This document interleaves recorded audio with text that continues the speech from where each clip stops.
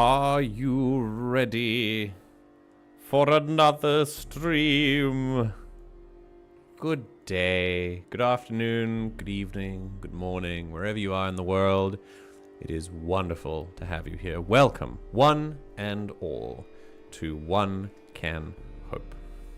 This is session 3 of our 8-session mini-campaign before we switch over to season 2, which will be set in Star Wars. For now, however, we delve once more into the land of Ketakara within the realm of Eyya.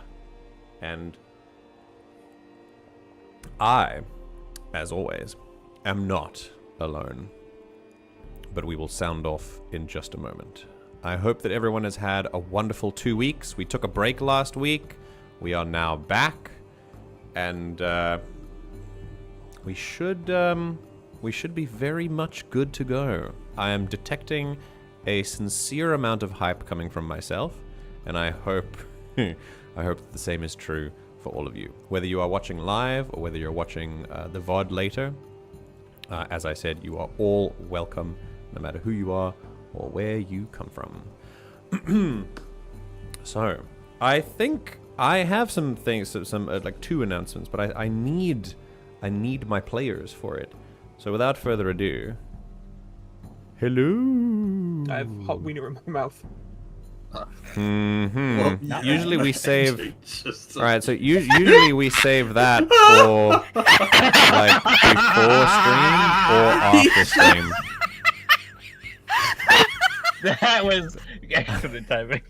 You know how in some shows, like before they start the episode and before they go live, you get like this someone says something to try and derail the GM, but it's before the cameras are rolling, so you don't really see like. No, that was just done. All right. How's the vodka, MJ? How's the vodka? Yeah, you got a pint of vodka there with you. You know? I was just saying, look like he's just drinking vodka. Yeah. This is my neat vodka, like gourd. I have Emotional a gourd of support vodka. Gourd. It's a Peroni glass because beer glasses make them bigger than anything else because they need to hold like 500 mils of beer at a time. So I have water in my beer glass. This is a Peroni glass. But the fact that it's in a beer glass does make it look like it's just fucking neat. Oh, spirit. it's a bit. It's not. It's already vodka. Listen, I need all of the substances I can get access to. All right, to deal with you, and unmuting myself to hear I have a wiener in my mouth. Yep. Every single. That was perfect timing. I'm gonna be honest. It genuinely was like, a paid actor work. Genuinely. Yeah. You missed the other things before you undeafened, so. I'm glad for that. Right, players. Hello, everyone. Say hi. Let's sound off. Ash. Wiener in the mouth. Yep. As was announced. Yes. Very good. You asked right as I took a bite. You fuck.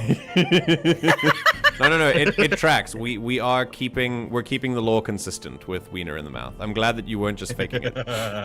Candy. Hello. Very good. Duddles. Also a wiener in the mouth? Damn. No, a yawn in the mouth. A yawn. Okay. That's what you need to get into elephant character. You need the half yawn. You go. Hello. Elephant. Sylv. Hello. Very good, very good. We're all here and all accounted for. Right. I have 2 announcements before we fully begin this new session. The first one is to the chat. For everyone who's here, as you watch these things, and if you're watching on the VOD as well, if you have any mechanics questions or rulings questions or things, remember this stream does have an educational element to it if you want to engage with it. So we are happy to explain things. There are mechanics and rules of the Daggerheart system that you might be confused by. If you are, please put a message in chat or leave a comment under the YouTube video, and if we see it, we will get back to you as soon as we can. That does remind me to place the little pinned message to tell you that I need to change it every time. God damn it. I need to make sure that it's on the right stream. Otherwise, it posts to the previous stream, which doesn't exist anymore. There we go. Just to let you know that, of course, as always, we won't be able to reply just as quickly as we'd have liked to because we're all, very hyper-focused on the session. But if you do have something that is urgent, we will have a look at it and we will respond to it in time. Right. So, if you have any mechanics questions or confirmations, things like that, do you no longer have a wiener in your mouth? Yeah. Very good. Very good. It's been devoured. Excellent. And the second thing that I would like to talk about is about a mechanic in this game that isn't really mechanical, and it's more to do with the product of being in Eyya, and that is towards you, the players. You are all able to do two things as maestro, as makers of music. And it's something that does require training to be better at, and I really want you to think the Force in this. But you know how Force users can often engage their senses to listen with the Force, or they can actually attune to the Force and empower themselves or empower them allies, or prepare themselves like that. That sort of thing can happen with music as well. It's called listening and attunement. Listening is when you wrap your regular senses with a layer of musical perception with your sonar basically, and you can perceive the world around you musically, and it's basically like channeling the Force basically. You can do it. It's not something that's like a feature in your character sheet. It's just something that you can do if you want to. I just thought I'd remind you, just in case. And then the other one is attuning. Attuning is empowering yourself through the world song, and giving if you'd like to use the world song to achieve some sort of generic empowerment of yourself or preparation for a task ahead or things like that. Mechanically, the way that it works is, I think, let me see here. When someone attempts to listen, you make an action roll using a trait of your choice, and whatever makes sense in the fiction. In almost all cases, it's probably going to be instinct, because it kind of makes sense. But if it's something else, you can tell me. And the difficulty is determined by the nature of the environment around you, the current physical, mental, emotional state of the listener. And then basically, depending on what you roll, you either, you get to perceive things through the world song, or maybe the experience leaves you a little bit more stressed and harrowed if you succeed with fear, or if you fail with hope, or whatever. Anyway, the whole point is that you can do that. And the next thing is attunement, which is which also depends on how you roll, but it's yet another trait roll of your choice.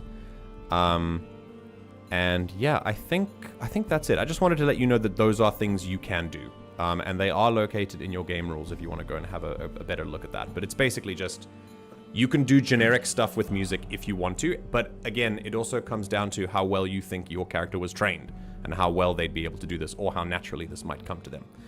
So some characters might listen quite naturally, some characters might attune quite naturally, some characters might do neither. Cyrta is a bit of an exception to this, because she's a fae. She listens through the world song pretty much permanently, so you don't have to worry about that stuff. But if you want to do something like attunement, would be for you something that might even be more potent because of the nature of the fae.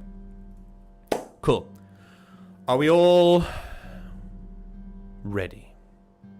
Yeah. Very, very good. Do we have any questions about what I've just explained? No. Okay, cool. Then, I think we're ready. Without further ado, let us return to the world of Eyya and begin this episode of One Can Hope.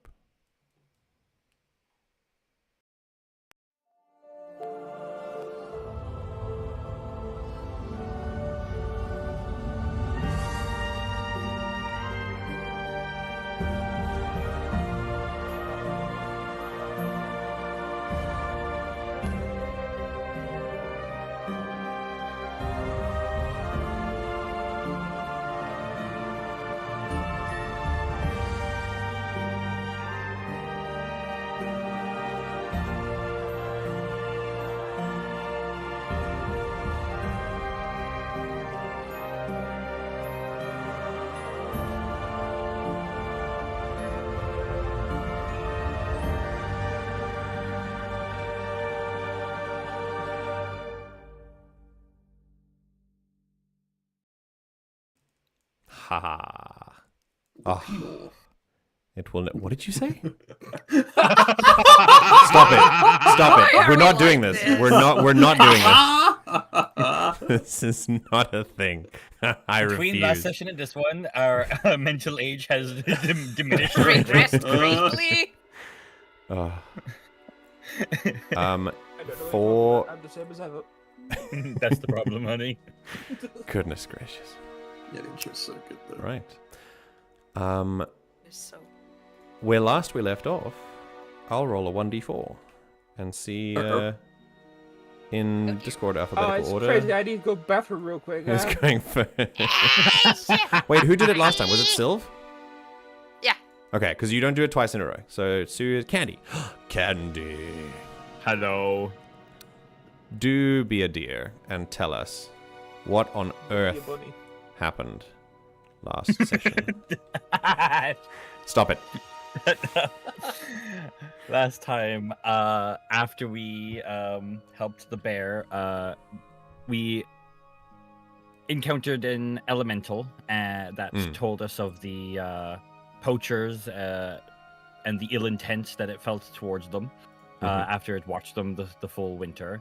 And as a group, we decided to gather more information from the tavern that Rauna got the job from in the first place. And so we traveled there. I forget the name of the place, sadly. What, the inn? The town past the inn that we could see from. there. Kovarru. Yes. Kovarru, that's it. I knew it was a K. I couldn't remember. Yeah. And upon entering, there was a lot of funny shenanigans with an elephant outside. There's art of that. Yes. And we all sat by a window with the barkeep, who we were asking questions to, and we Oranos, not Oranos, Ochros, damn it! He was nearly Oranos. Ochros, almost. Ochros noticed that we were being eavesdropped upon, and for the whole conversation, and we discussed some things, possibly that one of the council members, one of the three, is doing some shady shit, potentially. Nothing's confirmed, just hearsay. And upon learning this and discussing, the barkeep did not want to any part in it, and began walking away, very understandably. And Cyrta went up to spook the listener ons before we left, and we made a split decision to go check out the cave that we were pointed to by the elemental, in case those two were part of it, and was going to warn them in case. And also with the idea that we don't know how long it would take if we went into the city, if people would listen to us, how long the process would be. So better to go look into it now and have solid proof. So we journeyed there. Ramba turned into a spider, a tarantula, who is currently the steed for Cyrta as we bound towards said camp of 30 odd people. And there were also before that 2 people up in the tree on lookout that we managed to avoid after a trap had been set off, and Ochros' big stature helped not cause problems for us. Indeed. When the click rule actually works in your favor. That's actually what I kind of intended it to do. It was very cool. Like sometimes you can sometimes you zig when you should have zagged, you know? But but sometimes you stay in exactly the right place, and it's perfect. Also, as an extra, the 2 guards that are out, like about a little while away from that trap, have had their shoelaces tied together as well. That is also a very important detail. Which is an important point. They are tied to each other. Yeah, Okay. Cyrta decided that they were going to be besties and joined at the shoelace. Indeed. Perfect. Thank you, Candy. And so, as Candy said, bounding through the leaves, just under the surface of them, maintaining as low a profile as possible, a spider and a fairy ride like cavalry, teeny tiny cavalry, into the camp to learn as much as they can before they decide what to do next.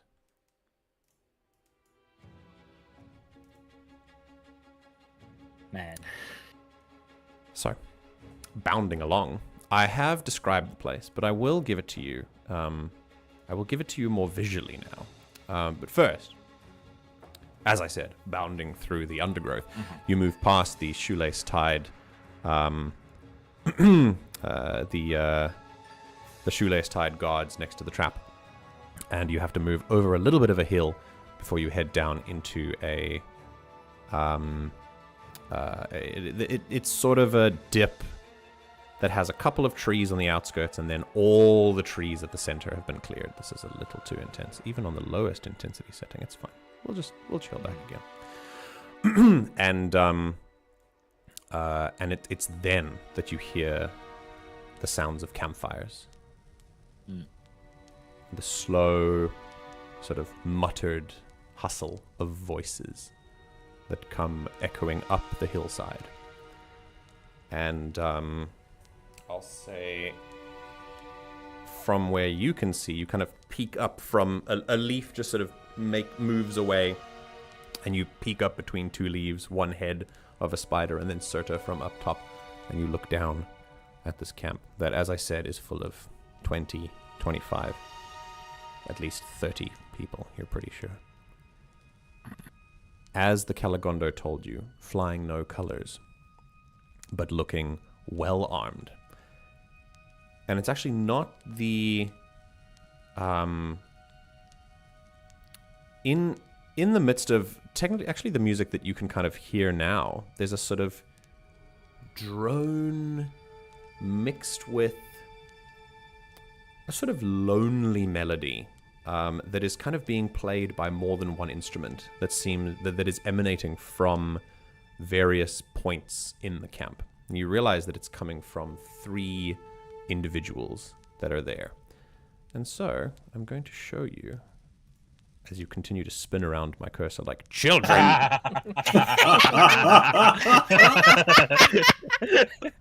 I will show you. Talk about. It's silly vibes today, it seems. Oh my goodness! Ooh. You should be able to see around your token, and you should be able to see that it's quite dark because the sun has gone down. It's past 5. There's an active combat running. Oh, fuck off, there is. End encounter. And we'll do it again. I mean, it was for... Yeah. Don't forget it's for the, don't forget we're doing this for the, Yes. For the spotlight system. Yes. Right. Ochros, you've rolled your prayer dice, just checking. Cool. Yeah. Right, you find yourself in the trees. Rauna, Ochros, and Lemu are further away than depicted. But Cyrta and Ramba, you are here. Exactly where you are. And you can see very vaguely the outlines of trees sending very long shadows. And just through the trees, you can see either torchlight or just pure campfire light. There are 4 campfires burning right now with people around them. And from 3 of those 4 campfires, the music is coming. These droning melodies, as I said, from a mixture of both string, plucked and bowed string instruments, some kind of violin, some kind of guitar, played by individuals wearing slightly different and more loose-fitting musicians' robes than the rest. Some of them are wearing leather and hide. Some of them have a little bit of plate on the shoulder, a little bit more protected. Some of them are armed with blades, some with bows. All, as I said, well armed. And that's where you are.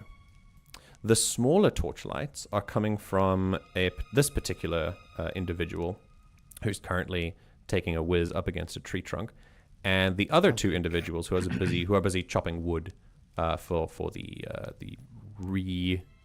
rejuvenation of some of the campfires. Other than that, you really see that they've been structured around this sort of within this sort of entrance canyon, and a lot of the trees that used to be here have been cut down. You can see the remains of their stumps, and the footfalls, the traffic go through various paths that go into tents and then out of them and towards the campsite and around the campsite and such. and eventually they go further to a place you can't quite make out properly, but it goes deeper into the mountain where there's assumedly some sort of entrance, which is, you were told about a cave, so. All right. Okay. So with that, and now that you have an idea of what you're looking at, the floor, as they say, is yours. He's done it for the evil. I hate this idea she's got so much. Stop talking about. Stop doing secret things. I mean, before anything, I think the best thing to do is maybe get a little bit closer, so we can actually do something potentially. I don't think it'll be our opener. I think that's emergency. That's emergency. I fucking hope not. That's our in case things go wrong. Press the big red button. Yeah, it's not. Yeah, but it's not gonna stay there forever. Okay. Well, Are if you miss your opportunity, oh no. Are you attempting to move forward? How are you attempting to move forward? I mean, you are a tiny spider and a fae. It's pretty easy to stealth, but you'll probably still have to do it anyway. Yeah, I mean, I think we were moving under the cover of some of the snow or something. There was like a layer of it that we could hide under. That's kind of how we were moving throughout the thing beforehand. So I think we just like attempt to remain as hidden as possible, like despite even how small we are. I don't want to risk anything. Okay. Just to remind Ochros, as I see you measuring, you're not exactly where you are on the map. Yeah. You are technically off screen. I'm just putting your token. I was just seeing like what is the ranges on this. Oh map. yeah. So I don't think this needs a roll because you are a spider and a teeny tiny fairy. I think you can just move unseen for now. Yeah, I think I and kind I'll of let want you to know get if something to changes.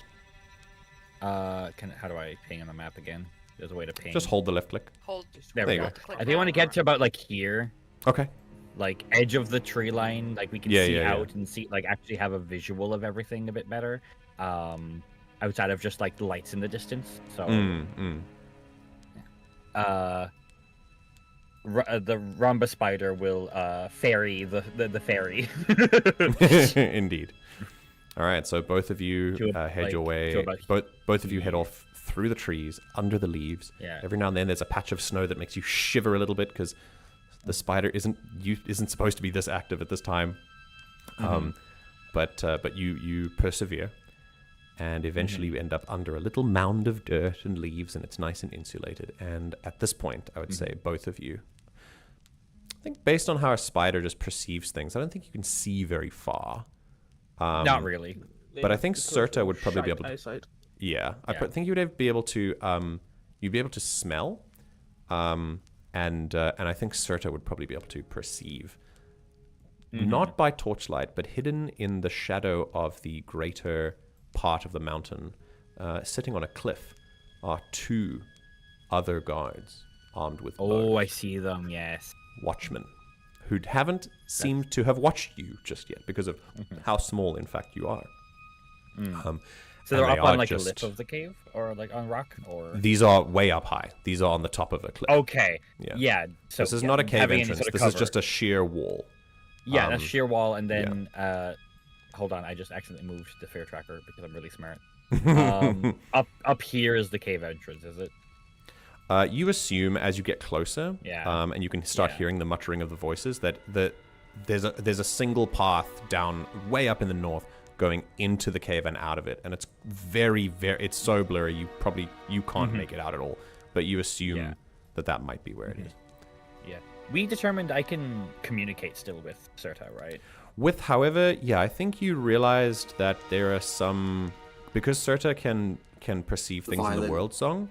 If you can, violent, yes. If you can pluck your hairs, or like rub them together in a certain way, or give a little bit of chirp. However, spiders would usually communicate. If you can do it in a magical way, in a musical way, you can probably communicate in a way that Cyrta can understand. But I would say simple concepts only.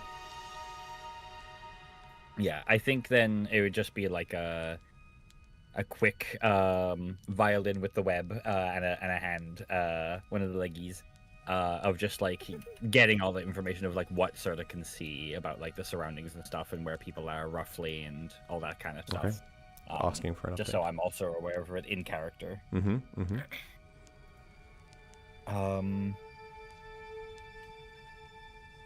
And I think at this point, seeing that one of them has access to most of their bodily functions, and one of us is a spider, I think Ramba would just, pluck the web a couple more times and just go plan ?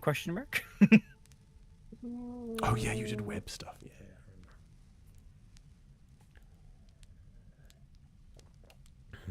We're supposed to have a plan? What?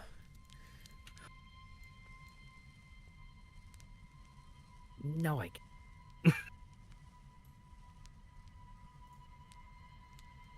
Hey, do you know how to count? Spider nod. Oh, good. I think there's at least 3 of them.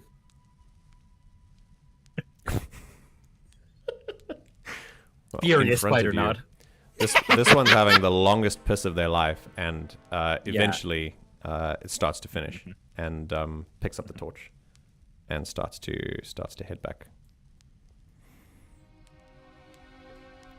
to the tent.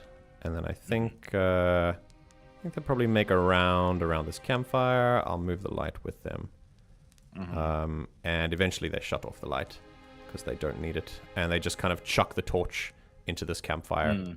And then they turn around and join in the conversation. These two are going to be busy for a while, you reckon? Yeah.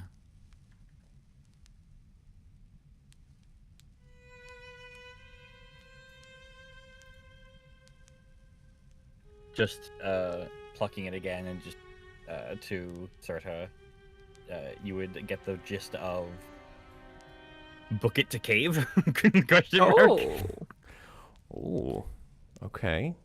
Yeah, I see what's going on inside a cave. Okay, you gonna try that? Oh no, caves are spooky. You say cave is spooky? Caves are spooky, yeah. In Spider, you hear, I'll protect you. Spiders live in caves. Yeah, I'll protect you. Oh. Natural habitat. Home field advantage. Right, okay. I think our best bet is just to have Cyrta just kind of like subtly whispering like where to avoid the light, and if people are around the place, try to avoid them. So the way I kind of want to try to sneak it and stuff is either like our best bet is to like sneak over here and try to hope they just are too busy with work and don't notice us passing and just like cling to the wall all the way into the cave, or avoid light altogether and just try to go like literally through like the middle here where there's no real like light, and then just like run up this way, but there is like this group right here. I'm aware of them, thank you, Duddles. I have looked at the map. No, that's me noticing them, not you. You're like, oh shit. Oh, damn, there are people here. Yeah, I think by the cave is the highest chance of like the least people that could possibly see us. Okay, so how are you gonna get as long there? as nothing goes horrendously bad. You know, as a spider, you could probably crawl along, like, surfaces. Yes, I was right? thinking of climbing. Yeah, climbing along the side of it. Yeah. We could just stick to the edge of the cliff. Yeah. Okay. Yeah. You want to do that? All right, cool. I think that's the best way to sneak past everyone. Yeah. Cyrta, are you sticking with the spider, or are you using other means? Because you don't have to climb. It's true.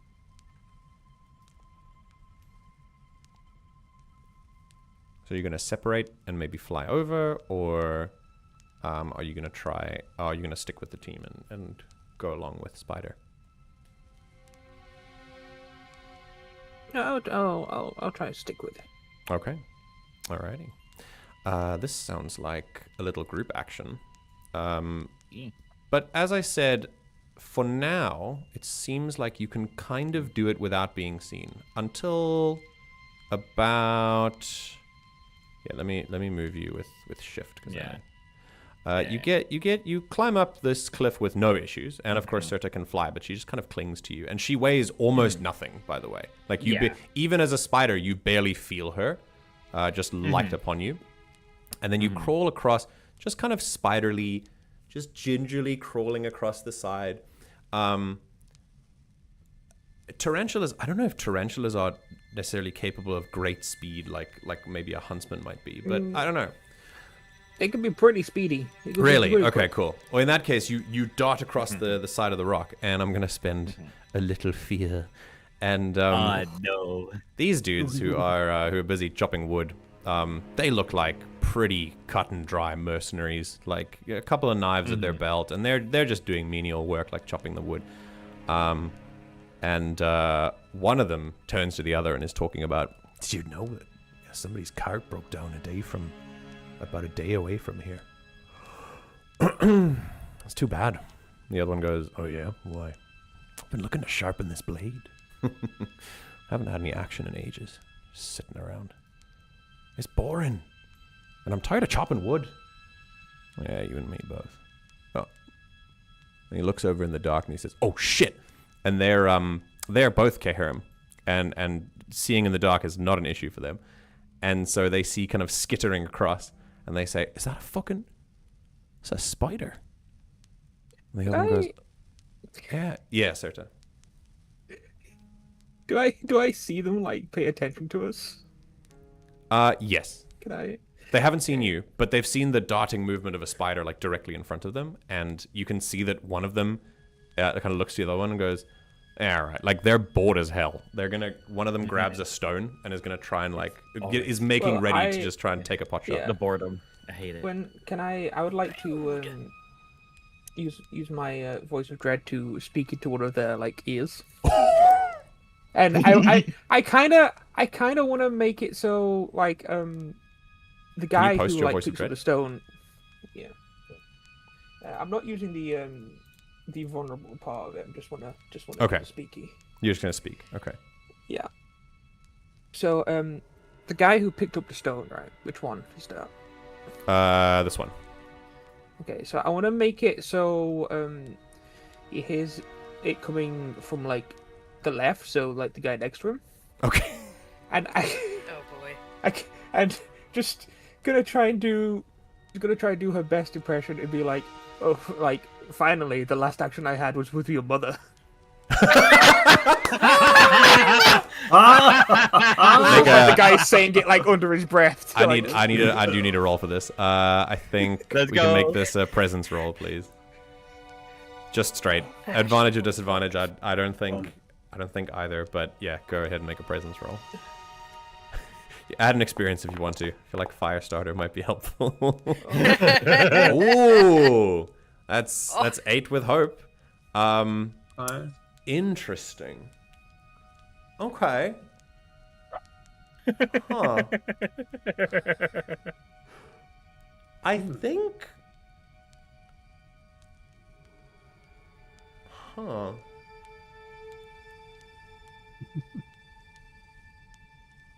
Well, I did roll before you said I could add an experience. So. Do you want to add? Do you want to add experience? Could make that 10 into? with hope. Makes it a 10. Yeah. No, they don't worry about spending the experience. Here's what I think. You get the hope, and this one is kind of has the stone in hand, and I'm gonna say it's a failure, but it's with hope. So he will still he's gonna hold the stone, and the words come out just a little bit later than you thought, and we're just gonna quickly make a roll first. And then the with hope part will take into effect. Do I have to look at my evasion, perchance? Yeah. What's your evasion? 12. 12. As a spider. As a spider. That's a 3. So the stone That's goes awesome. wide, and just cracks against the cliff, letting a couple of there's a bit of a yell from above the cliff going, "Oi!" And then one of the other ones goes, "What? Wasn't us." Well, stupid. And then the voice comes, and then the one who spoke said, "What was it? The most action I got was like your mom or whatever." And last action I saw was with your mother. Okay, cool. The one who speaks seems like they didn't. The words come out and then they go. Just kind of play around with their and actually no, because it's a voice in the head, isn't it? You just want to make it look like. Okay, cool. So the one who threw the stone stops. Hears that, turns and go. The fuck did you just say? And the other one goes, I didn't say anything. They kind of stare at each other for a while, and then he turns, gets a little bit closer. Hand on the blade, and goes, "Say that again." He turns around. "Say what again?" "What you just said." "I didn't fucking say anything." "Yeah, you did. I heard it." Scuttle, scuttle, scuttle, scuttle, Yeah, scuttle. you go. Scuttle, scuttle, scuttle. And they start to get a little bit more handsy, and you just kind of hear you hear them arguing all the way, and it does cover your escape, and they don't throw another stone at you. Yeah. Nice. Good job, All Ed. right. I don't think that any, but I will tick up a little mystery countdown by one. You go up here with no issues, just kind of skirting along the very edge of the cave, and as you get to about here, the melody that is coming from this individual around the campfire, you see that their eyes are closed. They're just playing something that sounds a little bit lonely, but is also bringing it's really setting the mood as being very chill, little bit of undercurrent of like resilience, like just kind of stay the course, eat your food, make it through the night, etc., etc. And as the melody kind of extends out to the rest of the camp and is picked up by the other maestro in the group, you see as this one opens his eyes just a little bit. As you skitter past, just kind of one eye cracks open a little bit, and you can see that it's actually glowing slightly as they appear to be kind of really into it. And then there is some magic aiding their music. It's not just regular music. And as they open their eye, you feel it kind of twitch a little. And Cyrta, now that you focus on it, you can see what's happening. Is that as you skitter through this area, you see nothing in detail, but in a very broad sense, a bit of an aura emanating from them. And you skitter just a little close to it, and their head twitches a little bit as I'm gonna spend another fear, tick up our little countdown again, and they just kind of twitch their head, and immediately, without noticing anything, this guy kind of looks over at the maestro, who looks a little bit more in authority, a little bit more in charge than anyone else, and he is a very proud and burly-looking bonbao, a gorilla bonbao in what do I call them? A knuckled bonbao, looking like a very mighty gorilla, and armored in a very minimalist way. Looks over to this archer here and gives a nod. This archer very dutifully gets up and just starts to walk around and check the area. And kind of looks around here, turns his head around, looks back. The maestro keeps playing. And you get the sense that Cyrta, most especially, you can sense through the world song little tendrils as the music continues. The melody changes somewhat to pick up in tempo a little bit. And maybe the minor keys end up augmenting a little bit as these raised notes come through and little tendrils of music sneak through the world song. Something is trying to find you. I want to ask one of you how you wish to deal with this, if at all. I have a question. Mm-hmm. I have Wild Touch. Indeed. You can perform harmless, subtle effects that involve nature, such as causing a flower to go rapidly, summon a slight gust of wind, or starting a campfire at will. Mm. It doesn't say if it's an ability or a spell. Sure. Would I be able to use it in beast Wild form? Touch is a feature. Yeah, you can use it. Yeah. Okay. Yeah. Now, it doesn't... It's called Wild Touch, but it doesn't say I have to be able to touch the thing to do it, and there's no range. No, true. I think, yeah, just summoning a gust of wind doesn't mean you need to touch the wind. Yeah, no, fair. Yeah. It's contextual. What do you want to do? Can I use Wild Touch to summon a gust of wind on the campfire to try to blow the fire into the log the maestro is sitting on? Oh! Ooh. Oh, shit.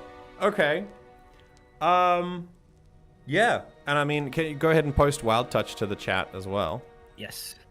No, it's a stationary target, so just doing it is fine. But yeah, I think... Okay, so, Cyrta, as you kind of ride on the back of the spider, a little leg flicks out and whips up wind, and you can feel the air kind of choke from somewhere else as you take air from one place and concentrate it into another.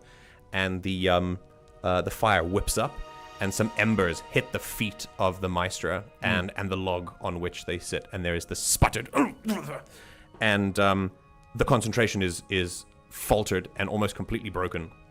As Cyrta, you see the aura suddenly go down, and as the music stops with a very big jolt, that brings both eyes of this big guy over to the maestra, looking at the fire, and it's just this momentary kind of, what the fuck? I mean, campfires sputter all the time. And yeah, I think the maestra stops, and it, as I said, it gives you a little bit of time now. Mm-hmm. And so without their help, I'm going to make a roll, but now it's going to be with disadvantage. So we're going to make a search roll for this archer. Okay. We're gonna make keep lowest. Let's Provide go. adaptive for come. Oh no! Come on, man! Rude. What the fuck? Any There's chance I can make a stealth roll? 17. I think I would allow it.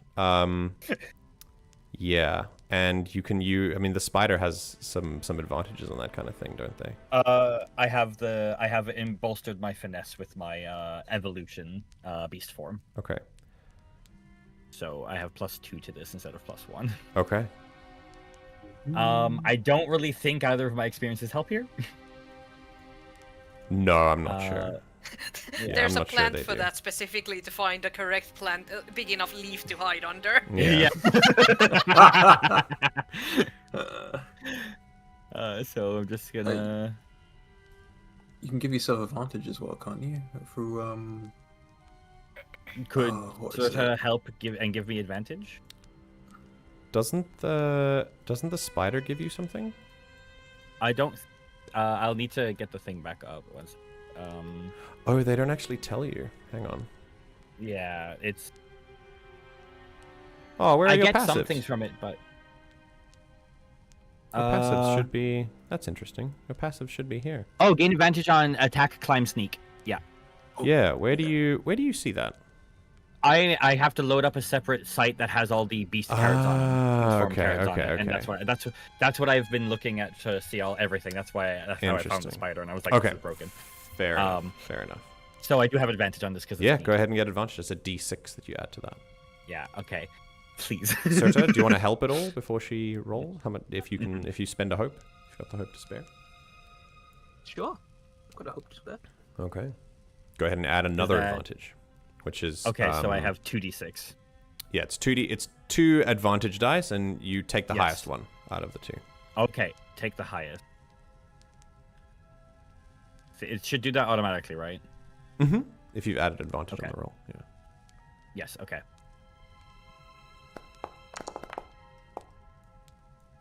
Oh, close! Oh, that's hope. You do get a hope. I do Still get a hope. Yay. Okay. Oh, I I was don't so think- close. I don't think I can pray for you from this phone. No, you're too far away. All right. God, if so only. this was a very, very good roll. So, Marcus the wishes archer, us well. the archer touches the ground for a moment and has been kind of. It gives you a bit of time to go away, and I will say at least you will be able to get about here.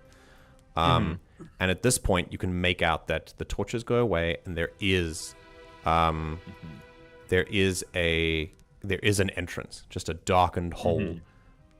And then you notice a little bit of flickering light coming from inside the entrance to the cave. And as you're about halfway between the guard and the cave now, the guard takes one look and touches the rock. And I would ask, what sort of evidence of either Cyrta or Ramba's passing would have been left on the cliff, if at all, for the guard to find? I mean, seeing as Cyrta is on top of me, I think it's maybe just like a bit of leftover web that I used to communicate with her. Okay. It's probably still Cool. stuck to where we were. So they find, they just sort of place a hand on the thing and it comes away a little bit sticky, and they find they look behind and they move back. Spider. It's just a web. The maestra, still spluttering as the archer comes back to camp, clearly convinced that it was just a spider. The maestra now kind of furrows their eyebrows, and while the other 2 maestra are still playing away, now their melodies seem a little bit lonelier by comparison, and the expectant look of this leader clearly makes this one kind of sort of inspires a little bit of hurry the fuck up in the maestro, who kind of picks up the melody again, and while playing, they say to the archer, there shouldn't be a spider around here. They haven't woken up yet.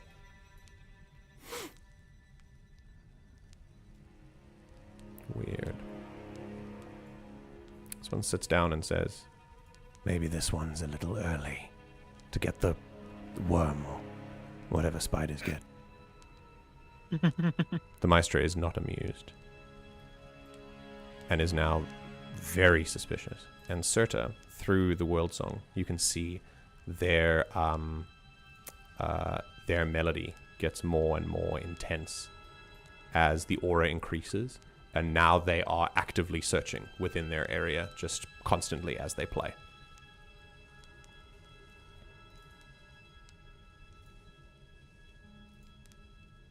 Okay. So, Yes. we're halfway through our mystery countdown. The alarms haven't rung yet, but you are now in a place where you can safely see the entrance. As I said, very dimly lit by a flickering light, and I think you could possibly be able to hear some shuffling going on inside the cave as it kind of echoes out. All right, what do you guys do?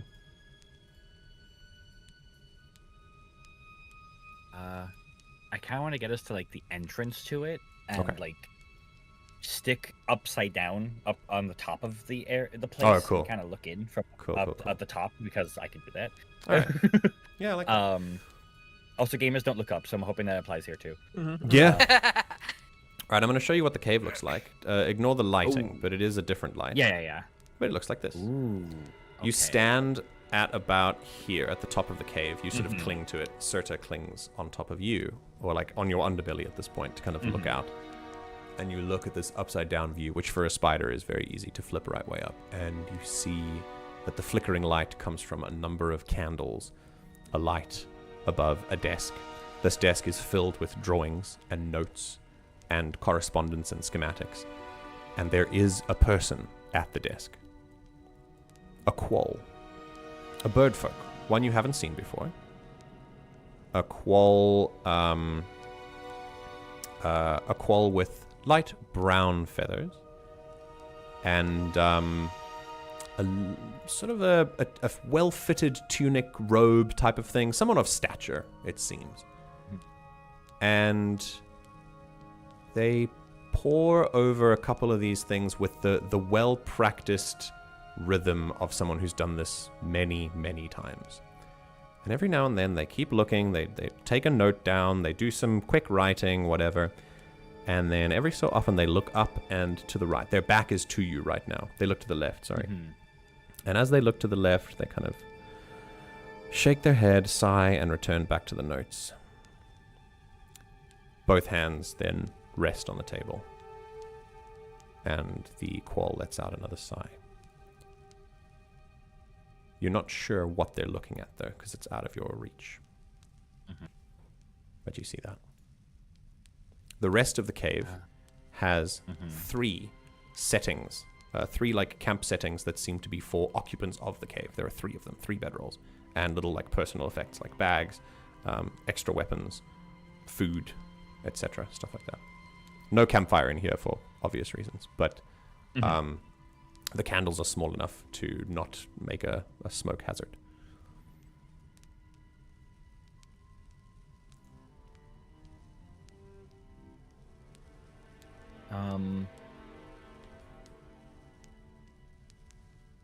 Do I get the sense that if I attempted to communicate using a little bit of violin-y magic, that it could possibly be heard from where I am at the entrance of this cave?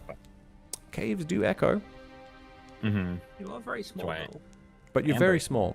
And I think if you're just trying to communicate with Cyrta, I don't think that it would necessarily be loud enough, I think what I'll do is, seeing inside, and we've seen what we've seen, I'll exit again and just kind of like cling to like the top of it so we're not echoing it into the cave directly. Okay. Just to be safe. And Cyrta, you would get the idea of Ramba asking if you would like her to distract while you look at papers. Or what do you have a plan for what you want to do?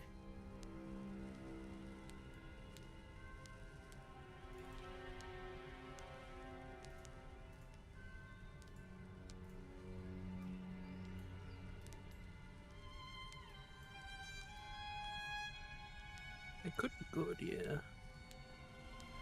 Because I think it would be easier for you to be unseen, maybe? And also, I can do some kung fu spider shit.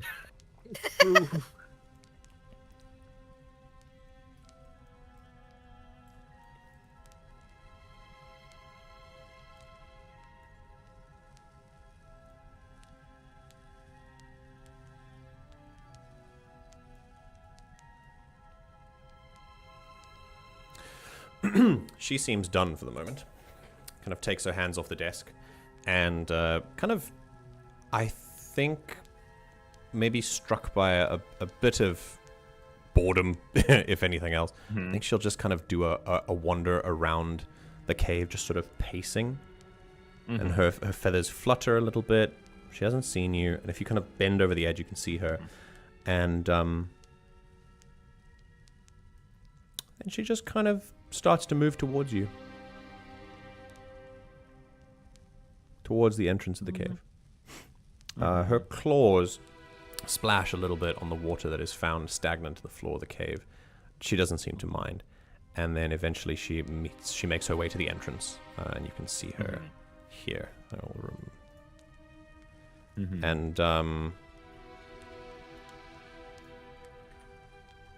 And she just sort of stands at the precipice to the cave, leaning on one side, and just watches the god camp for a while.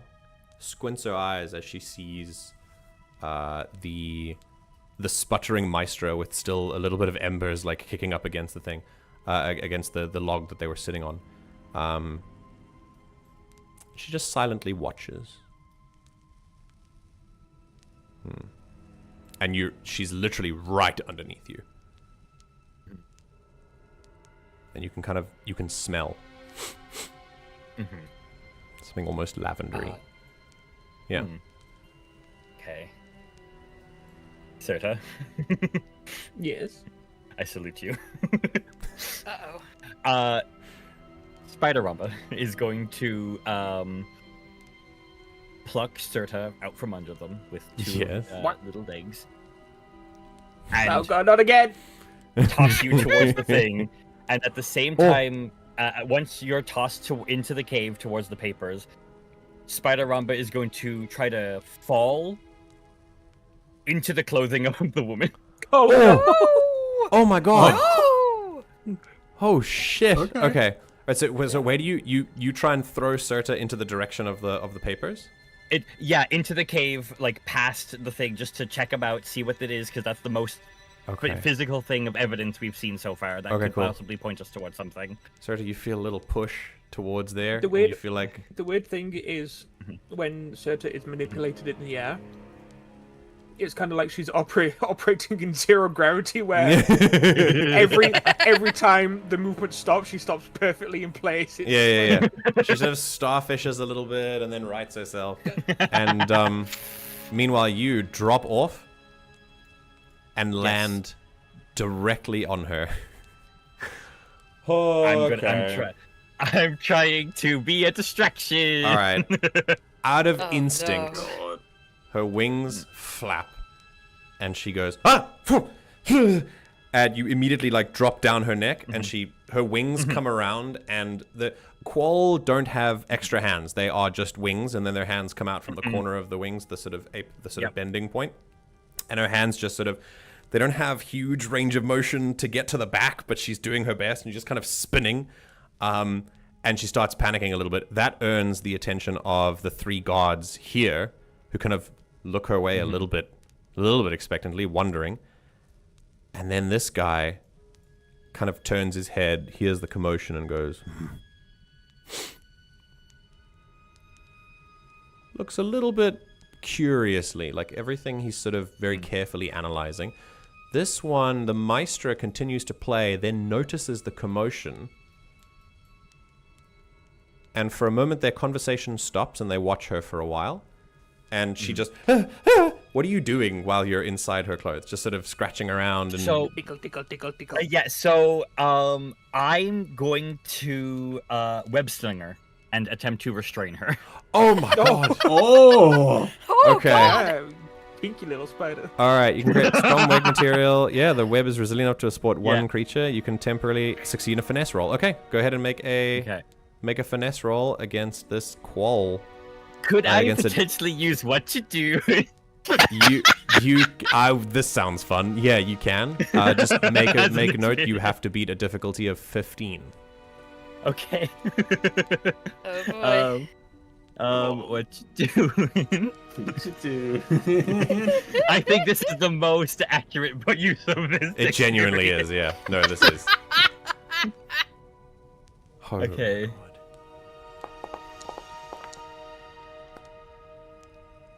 $17 with fear. Oh, that beats it. But I get a fear. You get a fear. No. So we're gonna tick up our little countdown. This Quoll is struggling, and then she manages to get one arm, which is clawed, through a gap in her tunic and pulls out a sticky web substance, which makes her freak out even more. And she just goes, starts like struggling. And the more she struggles, the more your webs go around inside between the suit and her feathers. They start gumming up the feathers. And before long, she finds it actually physically difficult to move with how strong and how quickly you did this. And she's making so much of a commotion that this guy has now stood up. He moves over to her. These guards are now moving, making their way towards her as well. And the Maestra has stood up, still playing the melody, and gets a little bit closer. And this guy kind of gives a, everything all right? that he speaks softly, but it echoes all the way. He has a very resonant voice, and she just goes, spider, spider. And he squints, looks back towards the maestra. The maestra looks back towards the archer, who looks back to the maestra and goes, ooh, looks very sheepish. And the maestra goes, not just a spider then. And you're going to hear their melody change slightly. However, Cyrta, you have been given ample distraction to, I will restrain her. Let's see. There we go. She's restrained. That they took the spotlight with their fear, and I'm going to have him. Yeah, these guards just kind of moved up a little bit. And I think I'm gonna have. Yeah. I haven't had them done anything. I just moved people up as a spotlight. Now, Cyrta, I'm gonna give you the spotlight for a moment, and if you want it, obviously, but you've been given a moment to learn what is going on here. So, what would you like to do as you go to this table? What is it you would like to do? There's lots of stuff here. I think the way that I'll kind of format this is, you can ask me a question as to what would you like to know about what they're doing here? Like what give me some questions, and then I'll make you roll, and I'll tell you what you find. I think first would be who they're working for. Okay. If there's anything that's Cool. meant like says that. Yep. Anything else?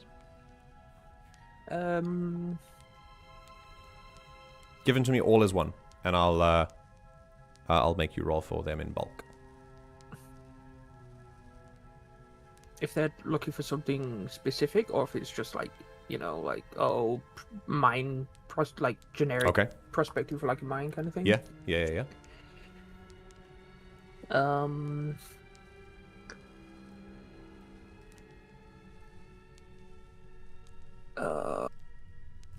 Anyone else have ideas? See if you can find anything that links the name of the counselor member, maybe. Yeah, I think we're just looking for evidence that the counselor is involved in this. There's some shady shit happening here, like that somehow are they here with like public approval or something along those lines. Yeah. Okay. All right, cool. So the name, what they're doing here, and whether they are doing this with, whether it's all above board. Okay. I want you to go ahead. What do you think? What do you think would be appropriate as a trait here? You can really do anything if you can justify it enough. It could be instinct if you wanna like physically look and see notes. It could technically be knowledge if you wanna like comprehend what the notes say. It could be finesse to kind of flip through the notes really quickly. It's up to you. I think instinct, because it could perceive and navigate technically, could both Yeah. be, Navigate pages, sure, yeah. Yeah, exactly. Yeah, feel free. Go ahead and make an instinct roll, and you can have advantage on this roll because of the distraction that's been given to you. Nice. I got you, You have a Queen. little bit Could more time. Could I also add follow the money? Because I was about to mention that. she yes, is you trying can to absolutely. follow the money. Yeah. Yes. All right, go ahead.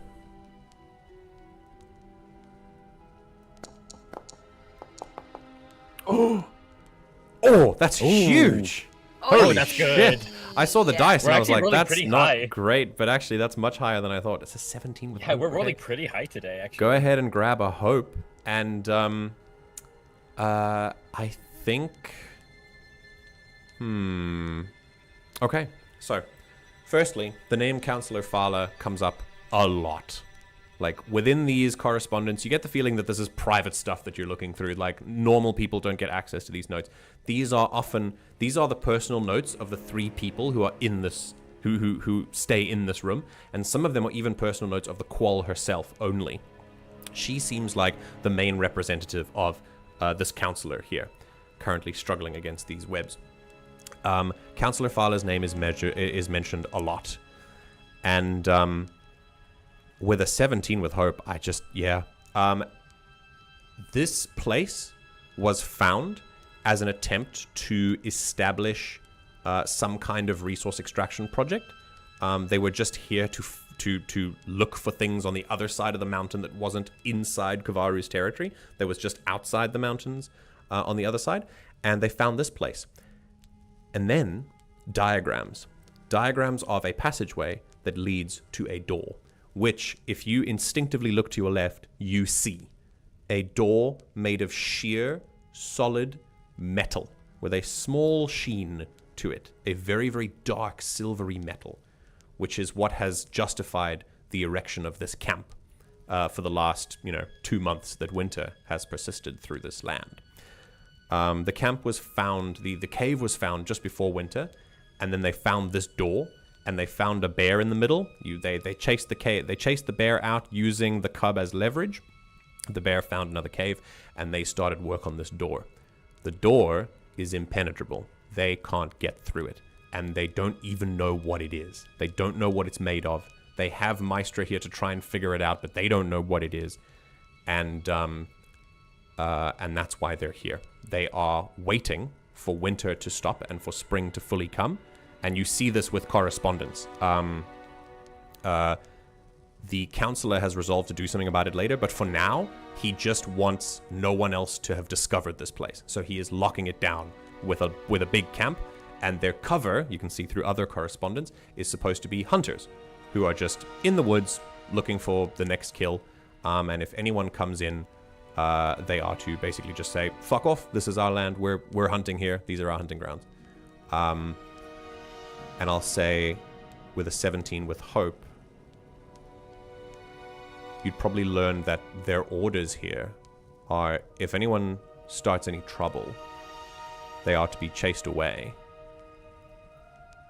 But using force, especially lethal force, is a last resort, but you see here, as ordered, necessary to prevent exposure if no other options are available. I think the last thing you'll find is that, very specifically, if Kovarru residents find this place, killing is absolutely off limits. But if outsiders find it, it's often better to deal with them permanently. Councillor Fala, in his correspondence, seemed really determined, in fact very eager, to keep outsiders just as far away from this place as possible. Obviously, people from Kovarru can't find out, but it's less likely that they will. He seemed to be really focused on the outside territories, like the neighboring places.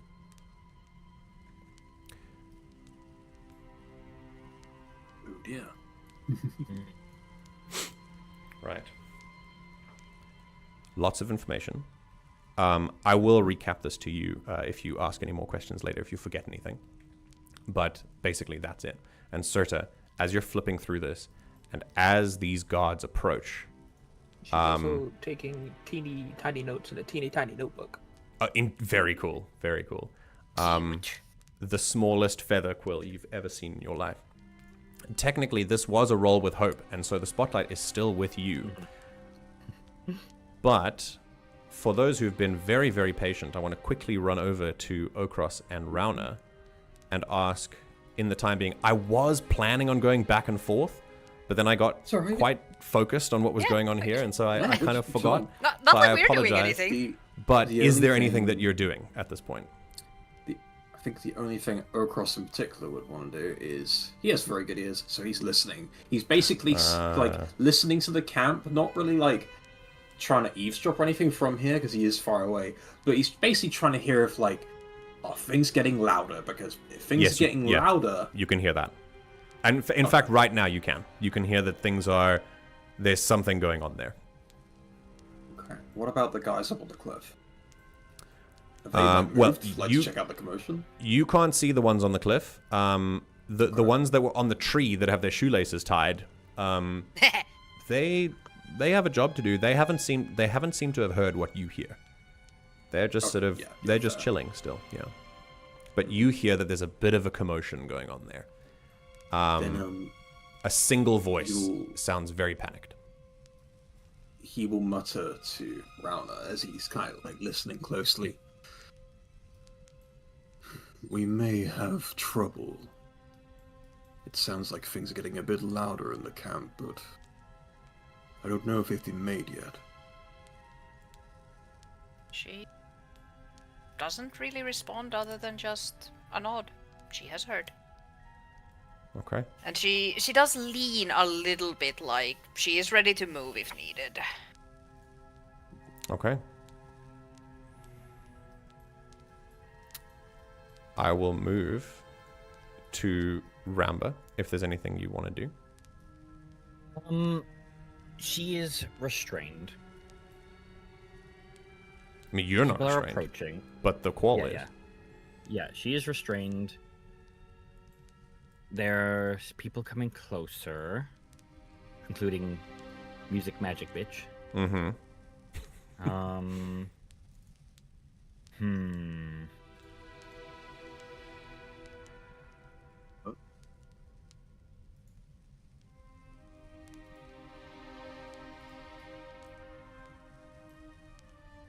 Let me think. There might be something I can do here to aid in Cyrta having more time. Okay.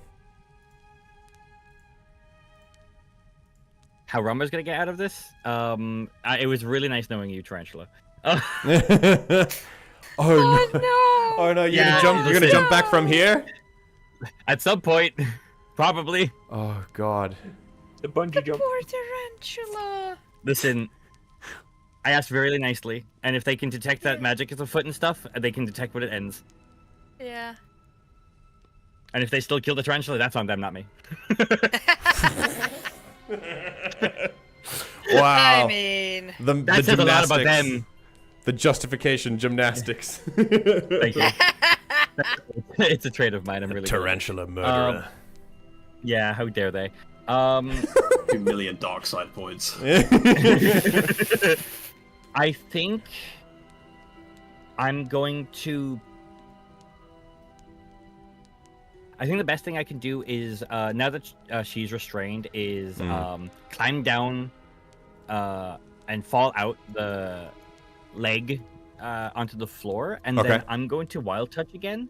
And it says harmless, but it doesn't mean the harmless can mean so many things, right? Yeah. concerned. Could I cause roots to like sprout like in front of their feet and try to trip a couple of the people walking towards me?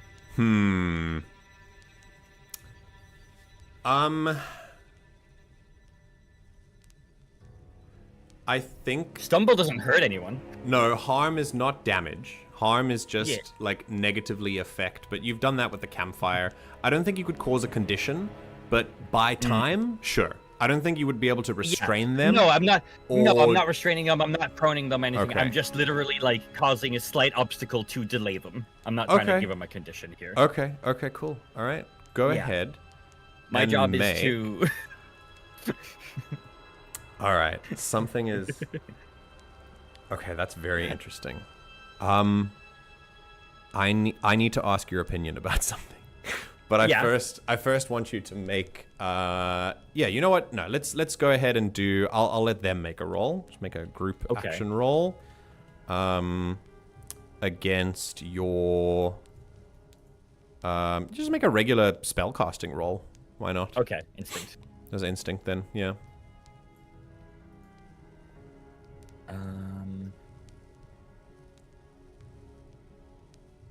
I don't think I'll have them roll at all. Because I have Nature's Tongue. Could I use Nature's Tongue to use a hope to add +2? Because it's a spellcasting roll you're asking me for. Because I'm in a natural environment. Hang on, let's see. Nature's Tongue is an ability. Nature's Tongue is. Yeah, additionally, before you make a spellcast roll within a natural environment. Yeah, it's just yeah. Go ahead, spend a hope, add a +2, go for it. Yeah. Yeah. Yeah. Actually, I don't take the hope away yet. I do the roll, and it'll do it itself. Oh, does it? Okay, cool. Actually, no, it won't because it's spell thing. So I'll do that afterwards. You should manually take away the hope after you do the roll. Yeah. After. Yeah. Okay. Extra +2 instinct. That's... Come on. So I click the roll button. There we go. Oh, we're so close to huge. 15 is still good. 15 is very good. So 15 is still good. But it would have been with fear if it was that one with the 12. So I'm gonna put like just a little rectangle here, and I'm gonna make it green. Let's make it like a nice little dark green there. There you go. Yeah. So where does this? Because it's with hope. Your source is normal. So what dies around you to feed these roots that suddenly pop up? I think honestly one of the trees kind of like in this leftmost spot just kind of like withers a little bit. Okay, yeah. And withers a bit. And so one of the trees here at the edge of the camp, like right at the end? Maybe further back that's not actively in sight. Well, I was going to say, just the sound of leaves very suddenly falling makes these guards that are like really, that are the closest to it go, what the fuck was that? And they're gonna sort of distraction. turn a little bit and look in that direction as you make basically the tree just half dies and half of its leaves just fall off immediately to create these roots. The world song tunnels under the ground. It takes that energy and roots burst forth from the ground here, which is immediate knowledge of magic. There is no further need to have this countdown anymore. I think the fiction has dictated that magic is now here. Someone has used music to stop this, and very quickly there's a little melody that is heard. The maestra, it does trip them up though. That is a success. So they move towards it, and all of them are just kind of they don't see it coming. The maestra tries to warn them, but it's too late. And some of them kind of trip over each other and go, what the fuck? How did this? And they see the path that they've tread for months now is just suddenly, there's this weird thing. The ground is a little more slippery, a little bit more wriggly, and they don't understand what's happened until the maestra just kind of starts to pluck very sharp notes off of the viol that they have. And you get the sense that something bad is happening, or is about to happen. And at this point, I think they start to pluck notes that signal through the world song. You would be able to perceive that the melody changing in that sense lets all of the other maestra know, the other two, that something is wrong, and their melodies change as well. And then suddenly stop to let this one be a solo for a while. And that is when I'm going to spend a fear. And I will take the spotlight. And I'm going to do...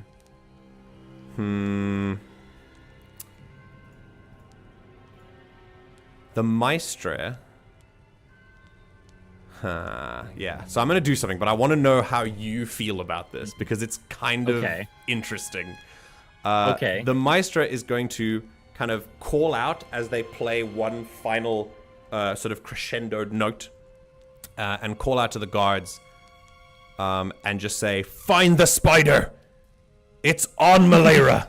And and then with another note that just kind of rings out, I'm going to use tag and tail. It says make an attack against a target within far range, which is going to be you. I believe it's within far range. I hope so. Otherwise, we're going to move closer. But yeah, that's far range. Yes, within far range, yes. And on a success, you can mark a stress to make the target tagged. Oh no. Where you always know the direction and relative distance of a tagged target, but within a very far range, which is up to about 300 feet. So it's not forever. It's just if you come within very far range. So I'm going to hit tag and tail, and we're going to make an attack. I'm going to spend another fear and make it an experience. And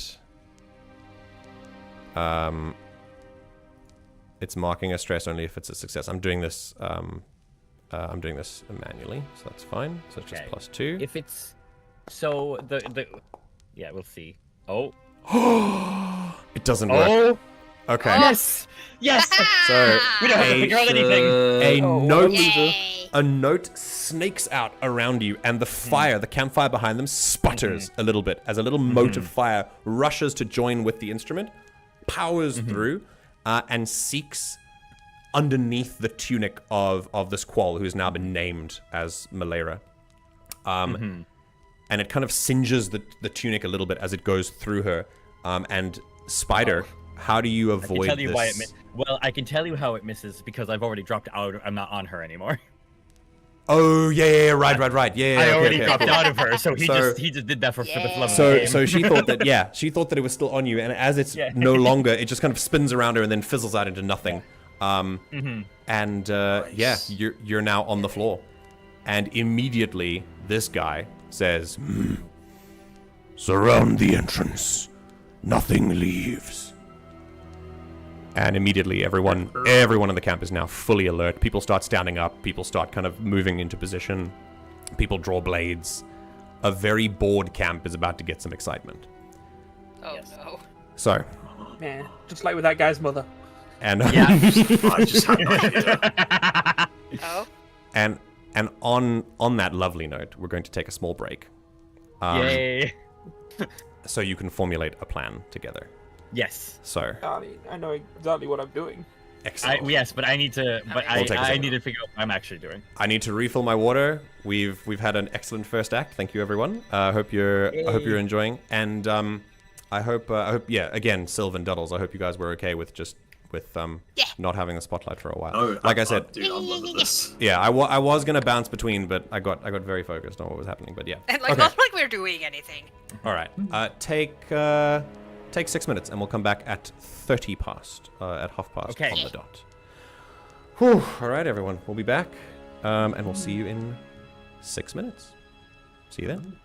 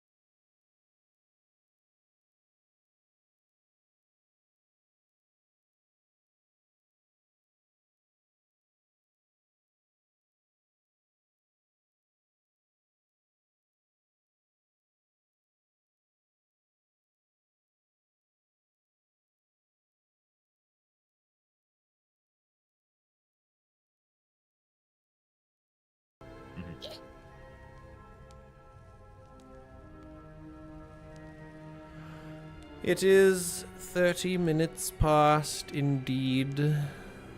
Welcome back, everyone. We return. Right. Very quickly, where we last left off, we had a little countdown to see if the alarm would be raised, but with the open use of music to stop some guards and prepare a very quick escape, we have done away with such countdown, and now the guards are fully aware that something is afoot, and they are ready to react to danger. What that danger is necessarily, they only really know that a spider is loose in the camp. But it does appear that with the approach that Ketakara and, well, I suppose every territory in Ketakara is different, but with the approach that Kovarru has to music, that is not entirely restrictive of it. It's fairly... people aren't blind to what magic is and what it may look like. And it's clear that, including, especially with Maestra there, it seems that they might know exactly what kind of magic this is, even. And so,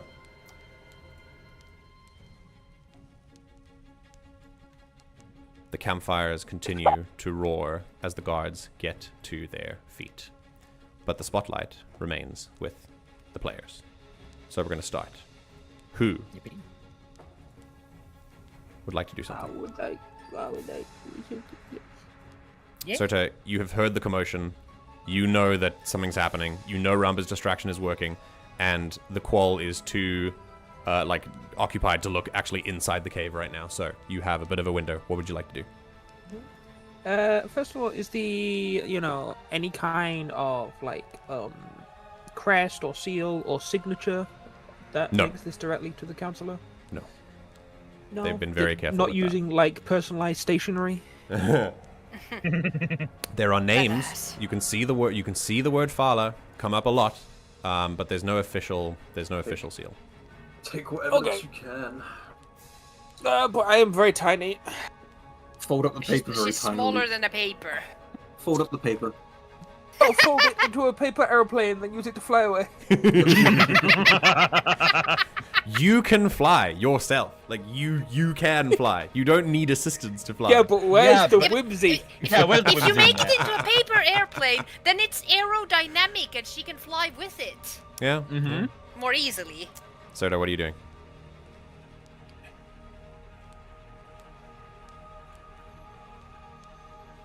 The thing is, I don't wanna take anything they would notice because then it would make them go on alert more.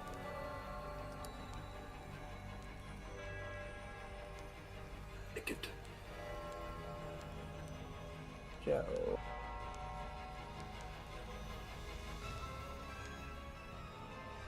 I think what I'm just gonna do is I'm gonna crouch down on this low table, and Okay. then with all the power my little leggies can muster, I'm gonna fly straight up at the cave ceiling and try to go straight out through the top.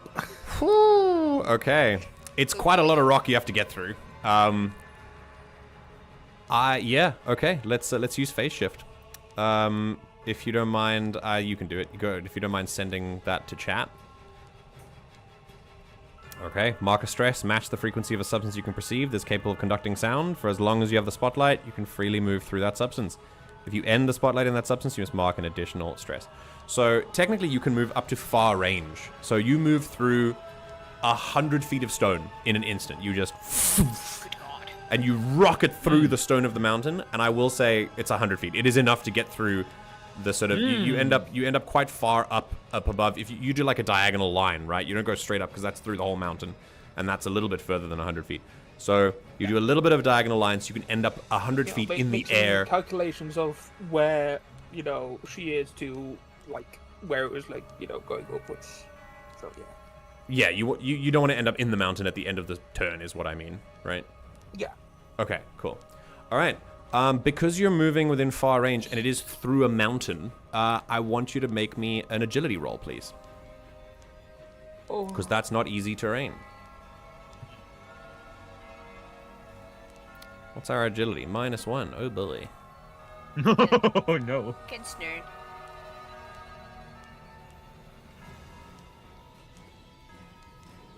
Yeah. Okay. Oh. It's with hope, so you keep it. But unfortunately, so you go. What? Yeah. Tell me what it is. Is it a miscalculation of trajectory, or is it a you are not fast enough? What is it with Cyrta? Like what trips are up here? I think maybe just a miscalculation of the angle because she is trying to go quickly. Like. Yeah. Okay.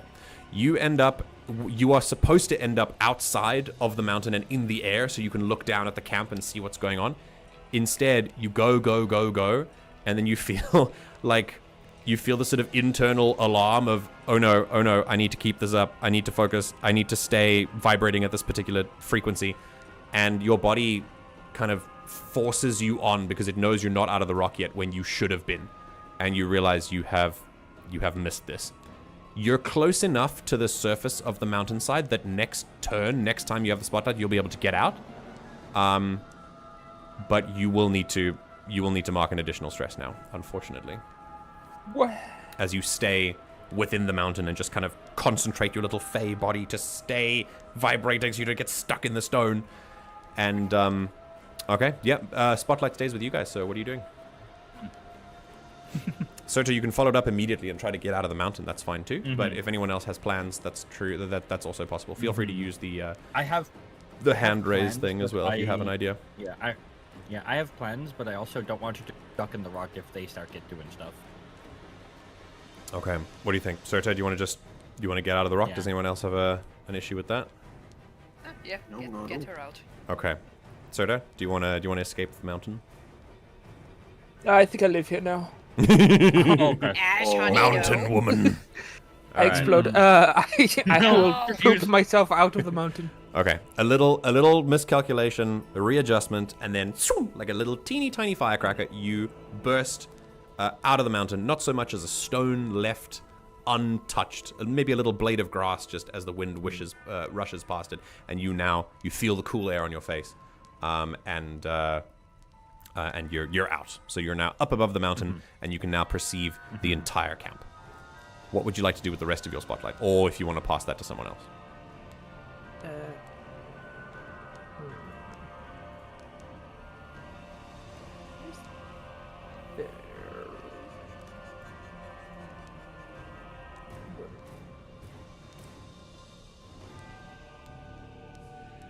And she's like 100 feet like upwards as well. Like vertically above the... About 100 feet up, yeah. Okay, that helps with range stuff, I think. Yeah. Hopefully she won't be detected. Stress. Yeah, elevation. Let's go with 100. 100 feet up. I am very far from a lot of things. Yeah, I would say you're probably at very far range from everyone at this point. Including the one, I'd say the ones below you are about far range, directly below you, like Ramba and the Qual. But very far from everyone else. Alright, what's the plan? If you need time to think, feel free to pass the spotlight to someone else, because technically you still have it, so... Yes, what else do what I do with thinking? Okay. Who's up next? Where? You can absolutely hear commotion, Rauna and Ochros as well. If you'd like to act in any way. I point towards Ramba because I think the people directly involved should be going first. Yeah. 'Cause, Okay. like, they have the possibility of getting out of there. Yes, without having to fight. Okay, fair. Exactly. Yeah. I will say though, Rauna and Ochros, they've now, the guards that you've been watching hanging from the tree, they've now picked up on the commotion as well. And one of them looks to the other and goes, should we, yeah. Laughs. And leave our post. You've not known the boss that long. It's all right. I get it. Yeah. Look, but I'm bored. I've been sitting in this tree. I know. It's a bitch, isn't it? Yeah. Unless you want a blade between the ribs, you stay here, and they're gonna just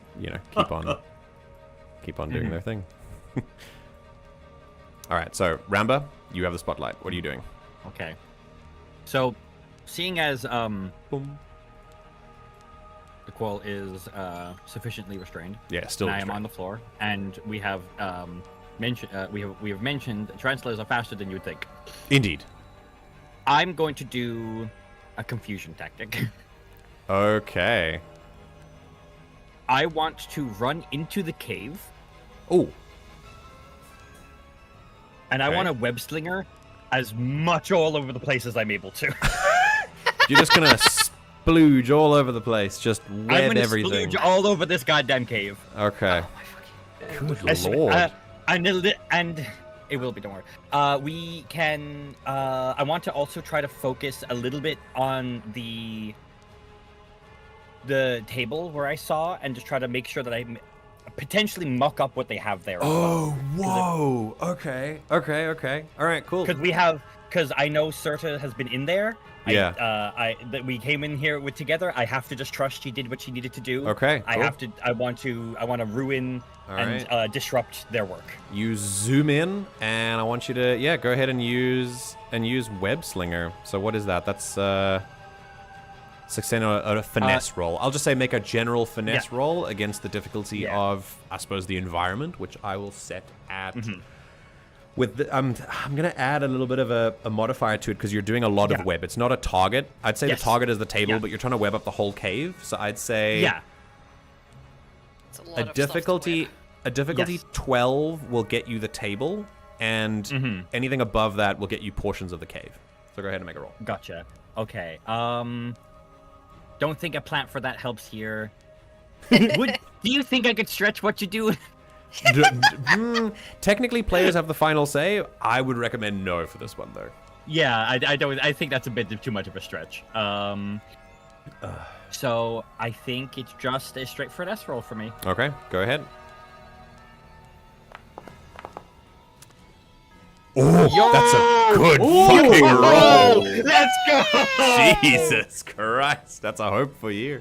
I am The a masterful splooger. The floor, the Honey, floor is covered with web. It's in the bedrolls. It's on top of the bags. Just this thin film. You just sprint around, and you just don't stop. Just all the way around.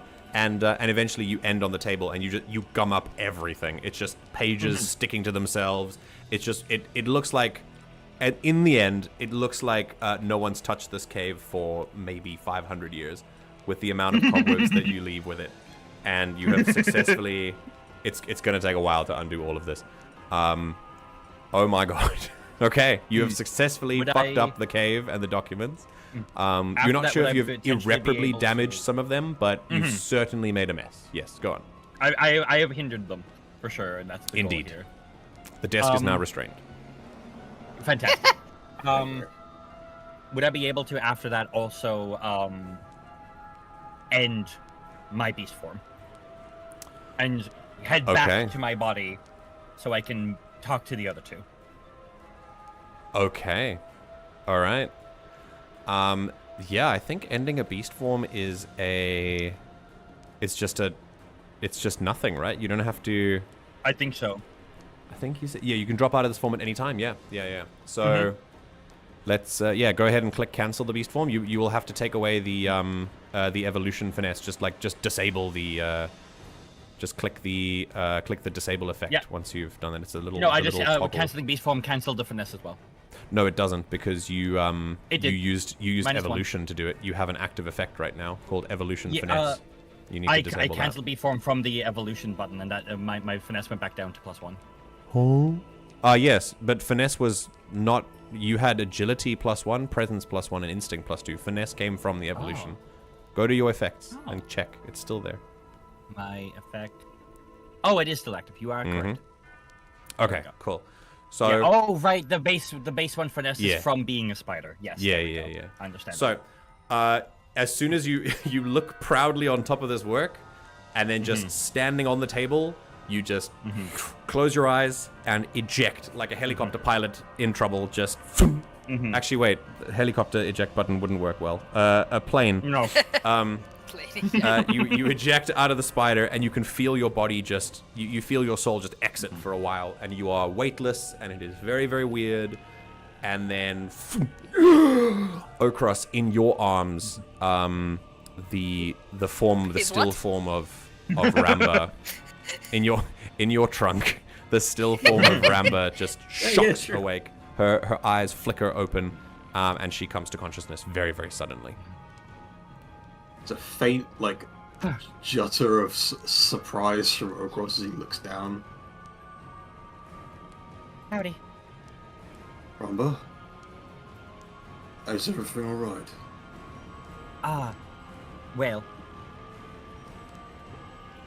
They know something's amiss. They don't know it's us. I do feel bad for the spider. Oh. They kept screaming that there's magic here, spider. So I hope they show mercy once they can tell there's no magic in it, but unlikely. They seemed mad. We caused distractions. I caused disturbances in places that weren't this way. When I went around, I went back into the cave. After Cyrta, and she wasn't there, so I assume she got out. She'll be on her way. We'll get out of here now.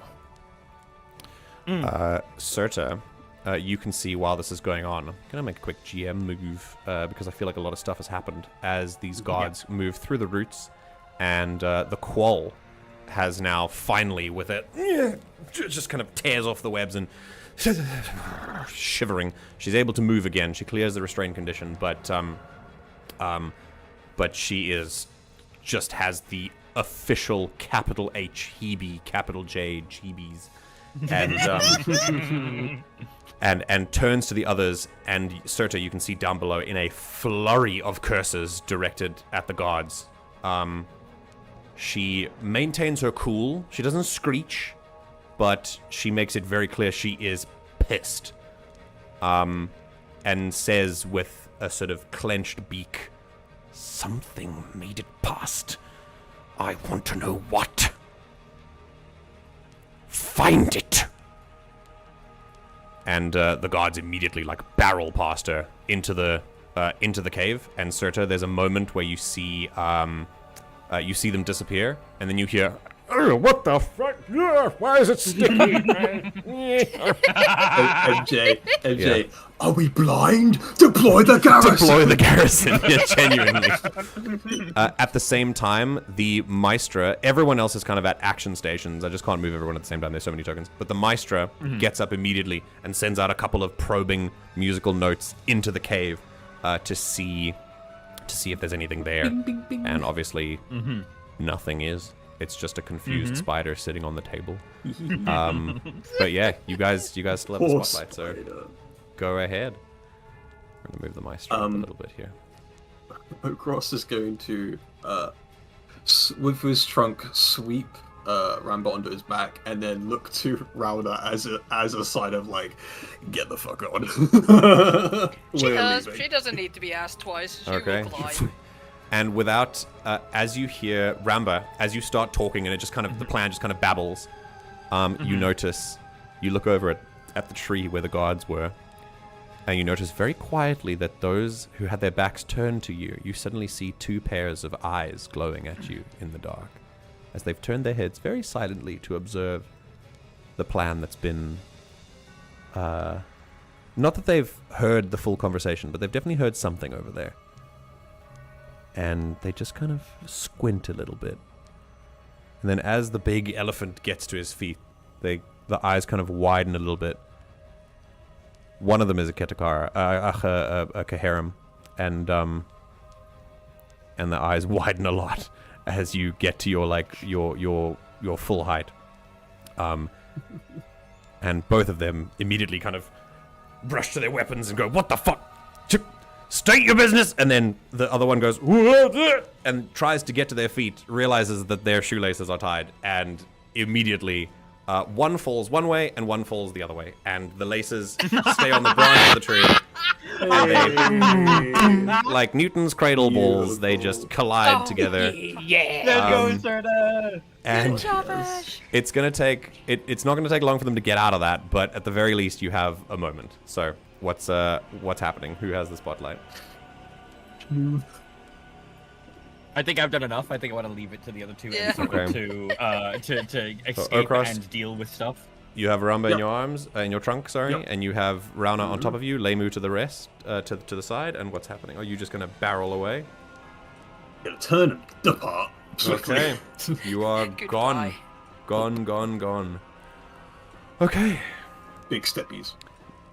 You make a you run as fast as you can, and I'd say I think you can make an agility roll for me, please, since you're sprinting with people while carrying them, and you're going as far as you possibly can.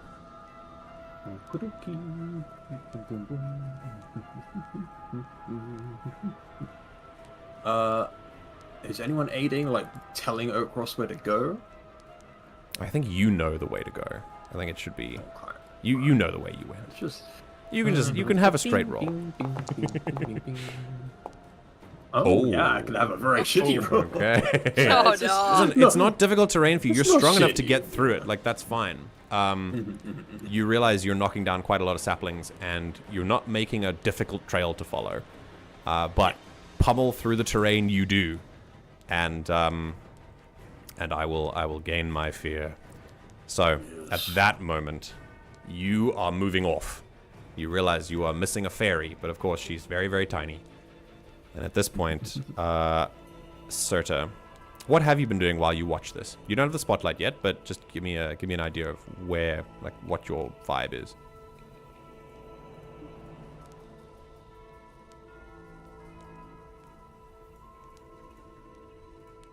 I think she's just been, lounging back as if she sat in a chair, just watching and enjoying the chaos underneath her. Okay. Then I'm going to make a little group action roll. I'm going to spend a fear to have the other two Maestra help this one. And I'm going to have them make a roll to find you. And I'm going to have advantage on this. So that's an advantage d20, and it's not plus anything versus your evasion. Oh my god. Nope. I think even a 10 wouldn't have done it, I don't think. What's your evasion? Oh no, wait! No! Your evasion is a 7! Oh! No! Okay. The Maestra here starts playing a melody that the other ones at the campfire, they immediately start to follow, and they pick up the same one. They seem to know this one. It's the one that says, someone's here, we're going to work together to find them. And they first search inside the cave. And Cyrta, you're kind of watching. You're super high. There's no ways that they'll... And you feel a little tap on your shoulder musically as a little tendril of energy comes to find you. And the Maestra looks up, and you see as they blink, they close their eyes for a moment, and when they open them, there's a glow to them that you can perceive as they switch their vision from regular to looking through the world song, because they wouldn't be able to see you otherwise. And as soon as they open through the world song, they look up. And one of them tilts their head and says, "It's a fae."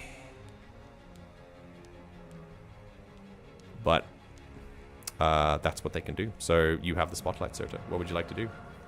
Can Far away as possible, I guess. Can I slurp up that little magical tendril like it's spaghetti? Like spaghetti. That's Like- that is. Yeah. I mean, you can just do that. It's just very delicious. I think with Faye specifically, I think you get. This would be an interesting question. What kind of emotion do you get from this one? Annoyance. Yeah, that sounds right. Yeah, just a little slurp of annoying spagoot. All right, and now what do you do? Ah. A little bitter.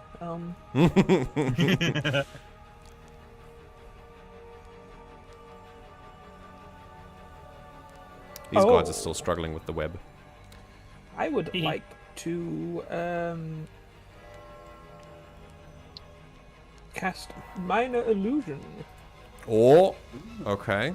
Oh, Minor illusion. Make a spellcast roll Yes, 10. On a success, you create a minor visual illusion. Now, it says no larger than yourself, but, you know, it's fine. I think no larger than a regular humanoid within close range. Technically, you are far range from the ground, though. So, what would you like to do here? Well, I will see if it works first. Okay. Yeah, make a well, spellcast roll. I think I know what you're doing. Oh, it's a crit, baby. Oh, oh my god! Sevens! Let's go! I'm trying to make it I think work. me and Ash need to do more duo Oh my God. infiltration missions together because this is You going way gain- too well. You gain a hope, you clear a stress, and what happens? She's going to create an exact copy of herself Okay. and then fly off in opposite directions. Oh! Yeah, So she's actually going to go fly back to the group. The illusion is going to fly the other way. Okay, okay. So we're gonna see here. What range is this? Okay, far range, right. I am going to...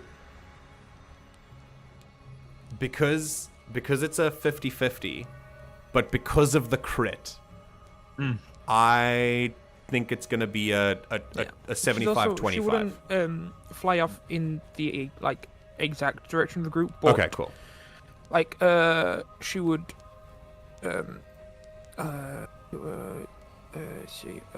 she would have herself go this way and then the copy go this way. Okay.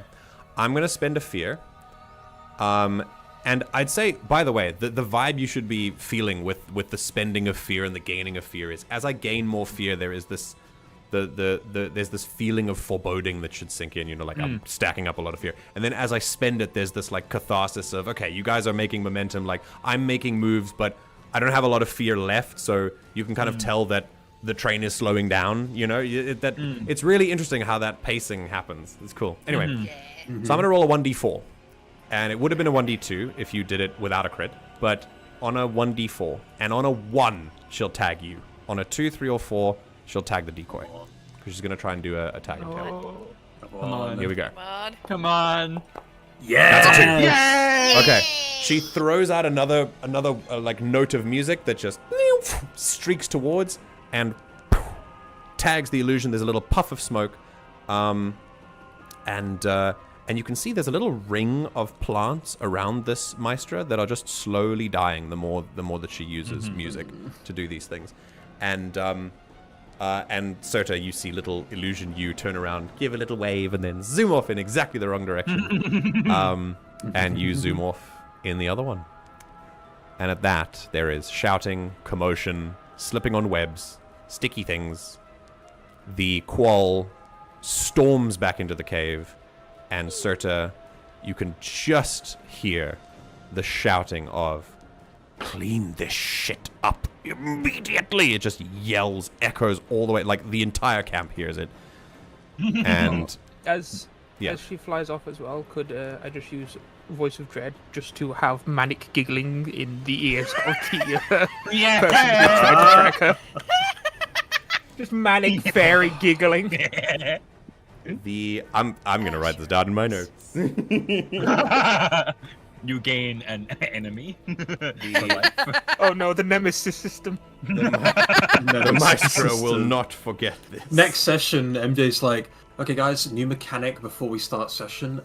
We got people that really I have a pre-stream announcement that I'd like to make. We're implementing a new mechanic. Oh, goodness. Cool, the consequences of your reaction. I know what you mean. People love me.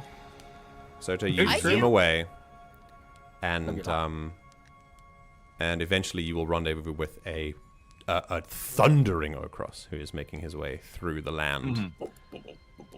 It's very easy to find him, which means that it's going to be very easy for other people to find him as well if you don't find some way to cover your tracks. And you get the feeling that people are going to be searching for you almost immediately. Ramba, you don't know what happens to the spider, but you hope that they had the sense to realize that you were just using it and that it had nothing to do with this. Okay.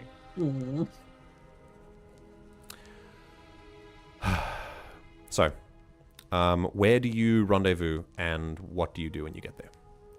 Someone take the wheel. That was very well done, everyone.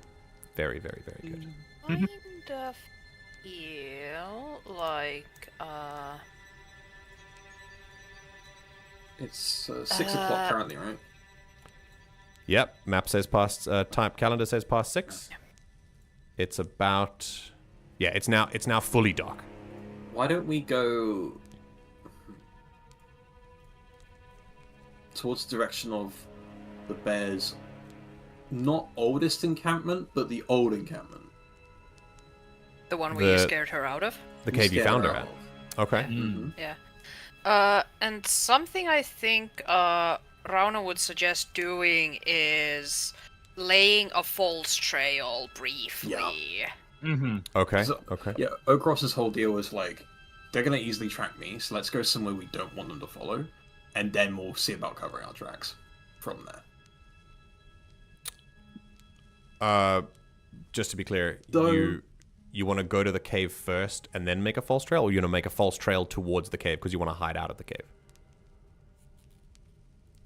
I think, well, others can pitch in, but like, I feel like either we make a beeline to that cave and then make a false trail from that so that they think we've gone like in another direction from that cave, or we just beeline it to town because they're probably also going to beeline to town knowing that someone was there. Okay. Yeah, what do you guys think?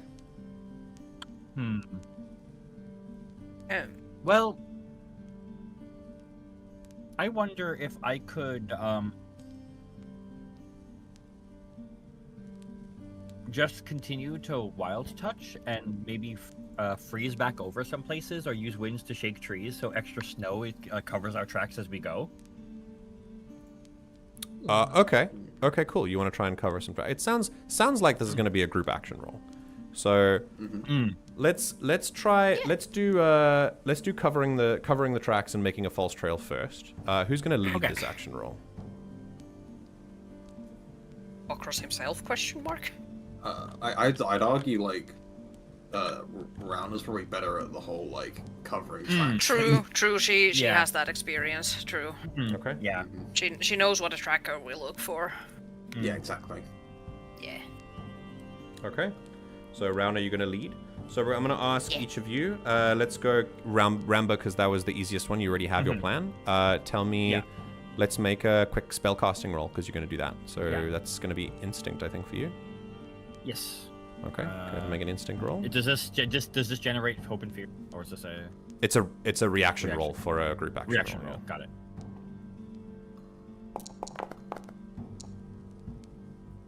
Nice. Very nice. nice. That'll add a +1. Very good. Ochros, what are you doing?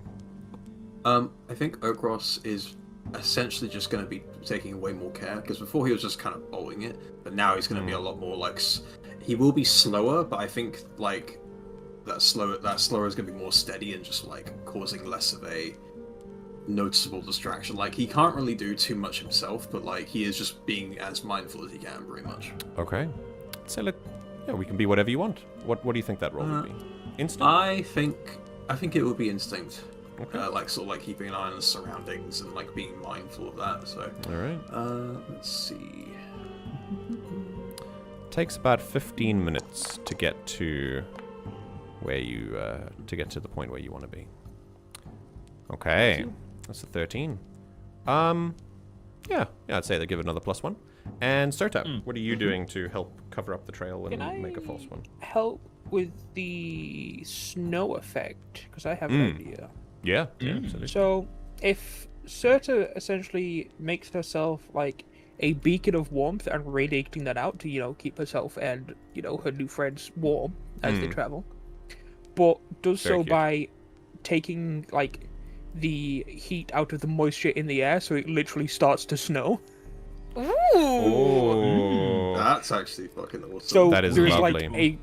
like fresh snow like drifting out of the air for Ramba to use to cover their trail. It's lovely. You're literally gonna make it snow. Okay. So you make yourself hotter while you make the air around you cold enough to create like little pockets of snow that fall from the air that create more ways to cover your tracks. Okay. Awesome. Go for it and make me a spellcasting roll for you then, which would be, I think, instinct for you as well, right? For sorcerer? Yes. Okay. Instinct heavy party. Can't wait till I start having you all make knowledge saves. I welcome it. I welcome it. Would fire start to make sense for this? Because I'm making myself You're being warmer. Fire, you're making yourself warmer. the end goal is fire stopper, but yeah, sure, go for it. Well, I'm making a fire in my heart.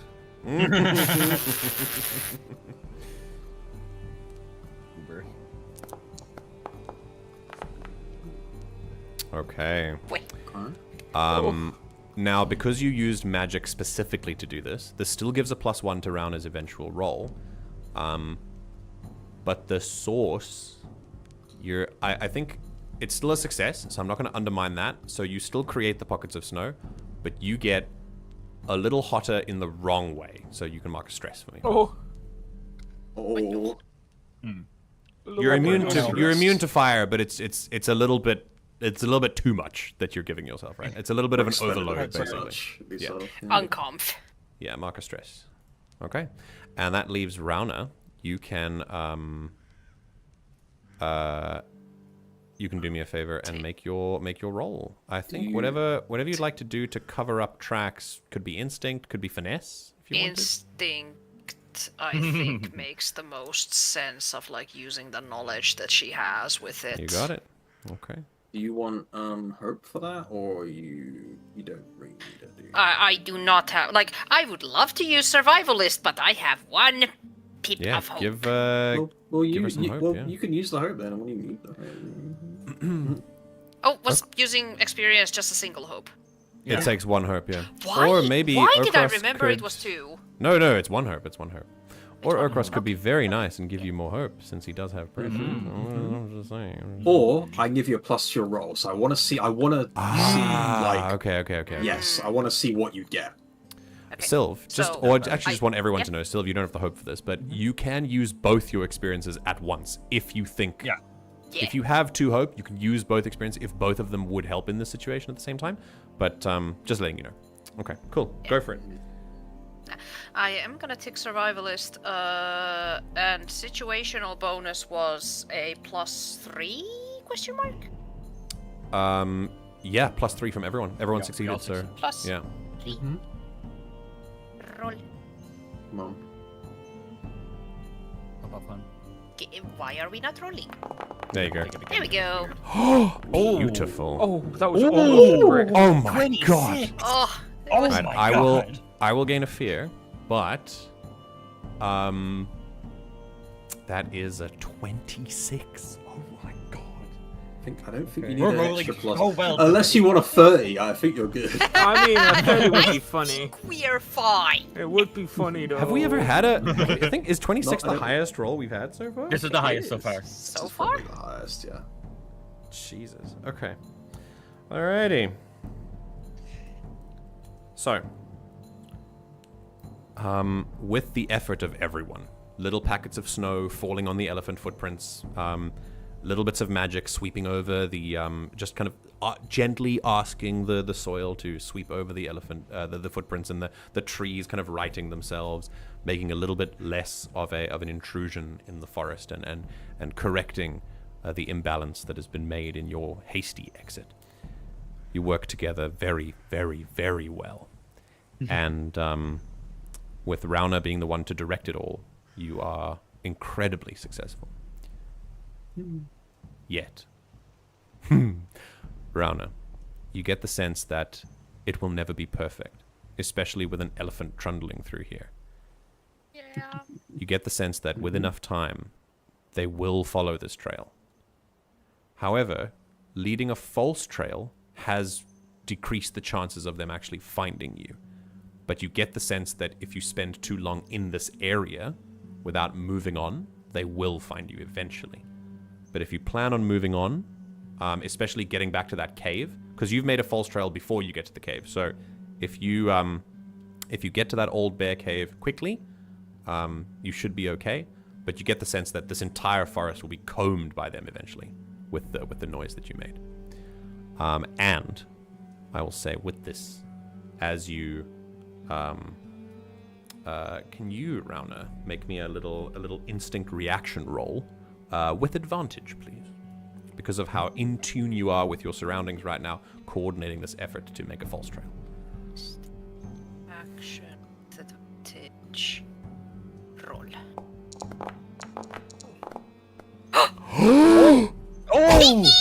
Oh my my god! God. Okay, no, Let's reaction rolls. Go. Reaction rolls don't. Get a hope. Oh, no. Reaction rolls don't generate any hope or fear, unfortunately. That's me. But on a critical, through the gaps in the trees, you are now deep within the canopy. You're still inside the forest, and it's still the green belt. So even though the trees are slightly spread out now, the closer you are to the mountain, they're still close enough that the canopy is well obscured. But even so, your eyes are cast, and in the fading starlight, you can see with very, like, you don't have night vision, but you're very good at seeing in the dark, just as a hunter, just as a survivalist. And the stars up above in the night sky are ever so slightly just blanked out by something moving across them every now and then. And you get the sense that something is circling above you, something that can fly. Yeah. And while it can't see Big enough into to the be- canopy, it's not a bird. It's a bird person, you reckon. Yeah. You reckon that someone's waiting for you to clear tree line. Yeah. Okay. So, with that, the trail is safely made, and you're pretty sure they won't find you if you keep moving. So what is it that you would like to do? Please resolve the act of combat. Let's reset that then. Okay. I feel like we should probably head to the cave. And I actually don't know. Like, Okay. maybe head to the cave, and then what I thought of was then heading from the cave to the road, and then to the town. But Okay. with them watching for the tree line, I don't know if that's sensible. So, party input. The tree line cuts off before we get to the town. I assume. You will end up having to take that road up the mountain, and that's not covered. Yeah. Yeah. But you also don't... A quoll can't fly forever. Yes. Yeah. So you could wait them out. But we don't want to wait. Or, I mean, like as I said, the cave, if you can make it to the cave, it would still be under enough cover that you think you would be okay to just wait in the cave if you want to wait there. And that's far enough away from the false trail you've made that you can hang out there for a while. But what you do after that is, of course, up to you. You can. My only concern go is on, that, go on, go on. is that the longer we take to get back, the more they could just like go back and like, you know, make preparations in case they're like trying to do a cover up. If they suspect someone was going back to tell on you know. But also, if they go to town and see that literally nothing has happened there, because we are not in any way connected to the town. Yeah, I mean, what could they reasonably do if they went ahead? You know what I mean? Yeah. The one thing I'd say that that Cyrta would know, is that Cyrta, you definitely you understood that whatever was going on here, they didn't want anyone in Kovarru to be aware of anyway. Yeah. So it's unlikely that they will be announcing this to the town in any like anytime soon. So at the moment, you feel like you have an interesting advantage in the fact that neither of you want to draw attention to yourselves in this moment. Yeah. Can I assume that while you're kind of pondering this, that you're making your steady way towards the cave, the old bear cave? Yes, I think that's Yes. a safe bet. Okay. Then I will say, while you kind of ponder this for a moment and figure out what you're going to do next, let's take our second break. after the tension that came from this interaction with the camp that could have gone south in a whole number of ways, but you managed to pull it out just in time. And as the tension mounts, as you try to escape, we'll take a 5-minute break while you figure out what you're going to do next. That's good. And I'll say maybe you'll arrive at the cave, but we'll deal with that when we come back. For now, take a second. Everyone, will see you in now 4 minutes. So refill water and snacks, and we'll see you soon. Mm-hmm.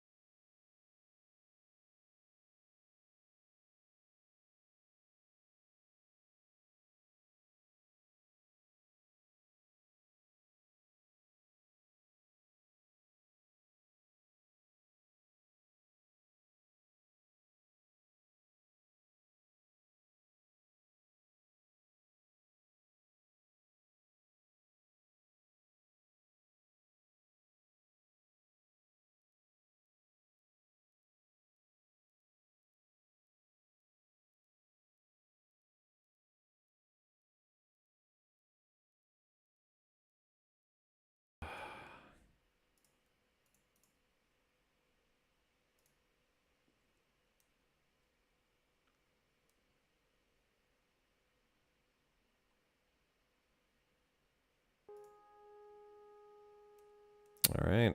And we're back. Oh, I unmuted the wrong thing. I had music going and it was just my microphone. That's funny.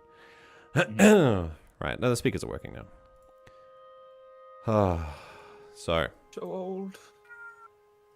the sounds of the nighttime forest and a meowing cat follow you. I am so sorry. As You're fine. That's fine. It's a cat. Don't worry. You can't help it. He's just. It's one of the bandits. Calling out to his friends. It's one of the Kovarru. Yeah. So, you have some things to think about. And I will say, as you arrive at the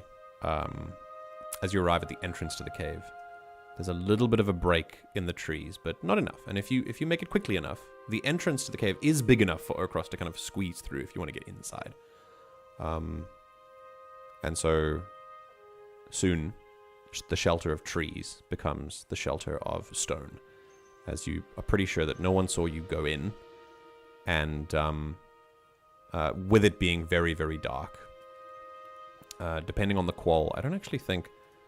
Let's check Malore. Do qual have very good dark vision? I don't know if they would. I suppose it depends. Like it was an owl, then. That makes sense, yeah. Let's see. This one's not an owl. I've already decided that, but... Oh yeah. No, they've got good vision from far away. Oh, they can see into the ultraviolet spectrum. That's very cool. But I don't know if that would help super well in the dark. I think it would just help highlight big movements, and the canopy of the trees is different. Yeah, either way, it's not. Yeah, you're pretty sure you made it into the cave unscathed. And so, with Ochros kind of squeezing in, you end up in a very cramped but not uncomfortable space that the bear occupied before you. And now, on the run from this camp, in much a similar way to how the bear first arrived here and its cub, you take just a small breather. And I'll ask first, before I give you the spotlight, are you taking a rest here?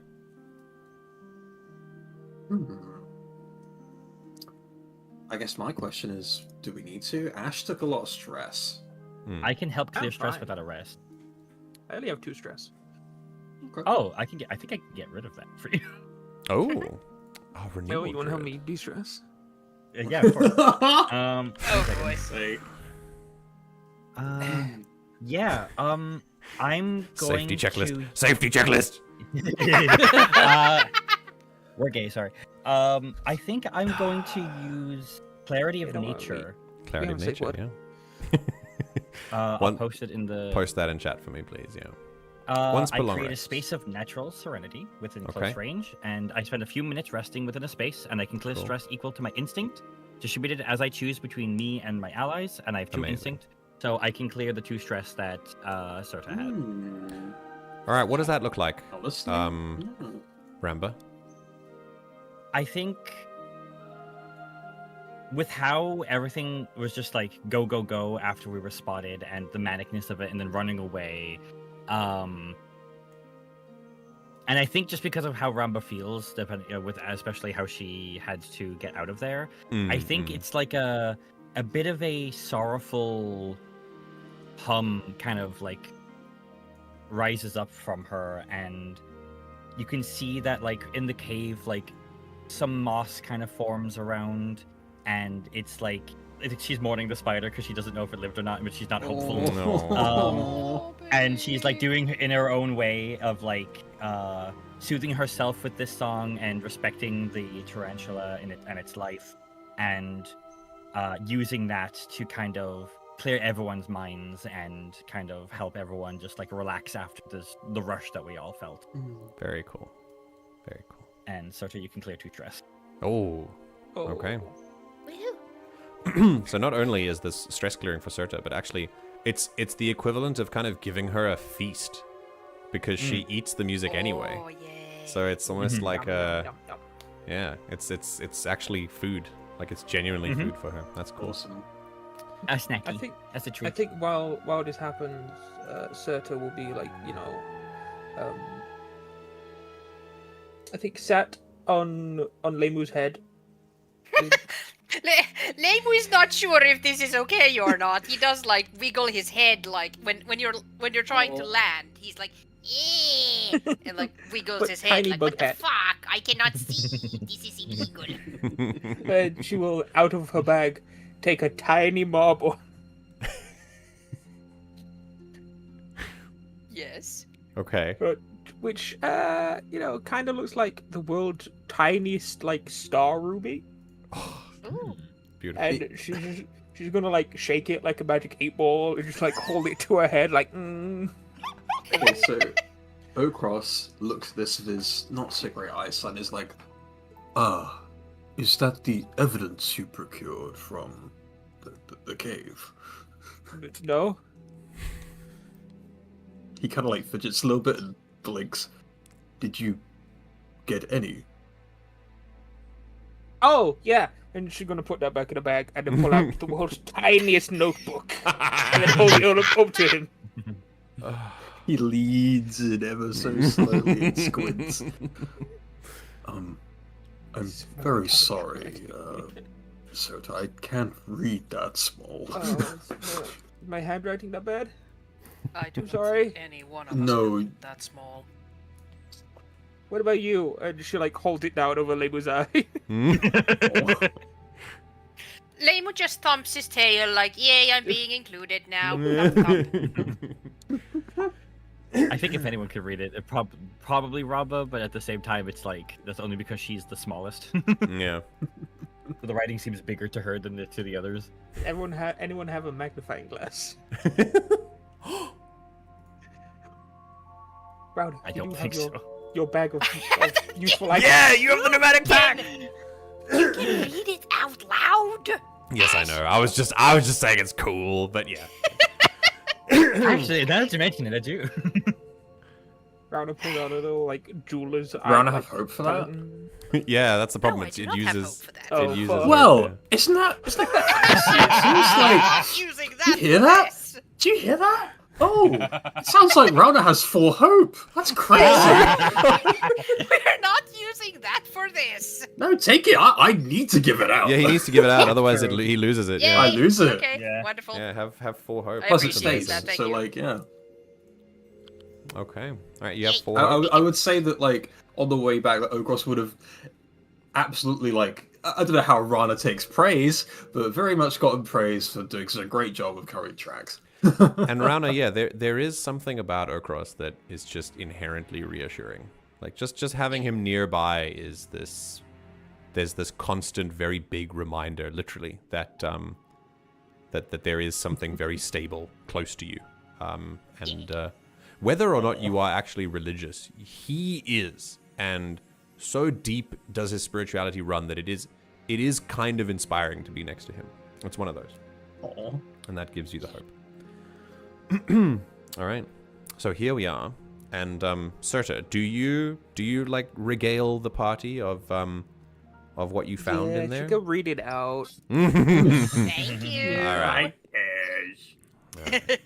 Is there anything you leave out, or do you give it just a pretty complete picture of everything you found? Nah, she'll give a picture of everything Okay. she found. You learn that this was all She'll also very... point yeah, go on, go on. to a very tiny sketch of the door, which just looks like it's just a rectangle. Like, It's see? Fantastic. That's what it looked like. Oh, very good job. I think I saw that when I was creating a hassle for them. Thank you. Oh, why it was sticky? Yeah. I decided. Why was it that- sticky? Well, okay, so I know what you're thinking, and it's not that. What am I thinking? It wasn't You're sticking thinking yet. that some of the events marshmallow of kind of melted in there. Oh yeah. Yeah, no. I used know the what you're tarantula's talking web to about. kind of. Well, I heard them complain about it was sticky when I left, and I didn't make it sticky. Yeah, I webbed up the whole place to kind of distract Oh. them and Oh. maybe slow them down because, I mean, I see a place that seems sketchy as fuck, so Well, whatever you two did, it seemed to have worked very well. Thank you. So, like, is that the thing you do after? You just see a damp hole and you make it sticky? Well, not in those words, but If- maybe. Cyrta, if you would please What? read what you found. Oh, yeah, right. Fucking weird door, but she just goes through the hole. All right. So, in essence, you learn that this place was accidentally discovered as just a mine it was supposed to be, and then eventually, obviously, immediately this door was discovered once the bear was chased away, and no one's been able to get through the door or even figure out what it is. And they need more time to kind of basically outsource to people who might know what it is. They don't want to risk using things like explosives or anything that could rupture, cave work. You can't just blow shit up. Like, you need to be careful. And also, it makes too much of a commotion. They don't want anyone in Kovarru hearing that they're blasting in the mountain. The name Fala came up a lot, but there's nothing... they were pretty confident that no one was going to find these notes because they had to get through a whole camp to get there.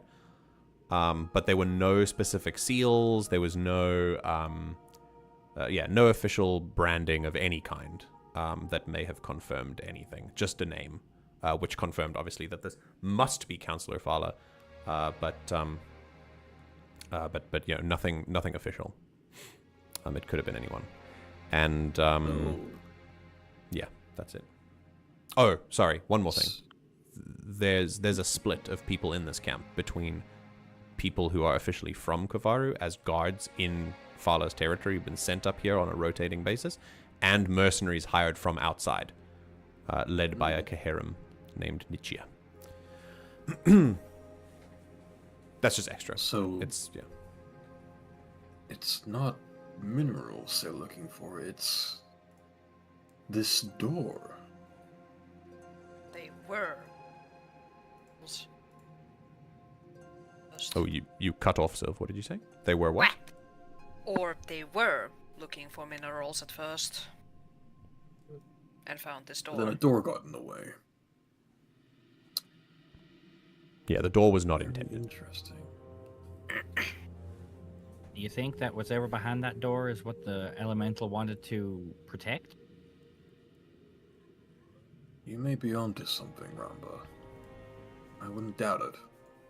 That does I sound think like... Yeah. I think we've been put on this path for a reason, and clearly this seems to be it.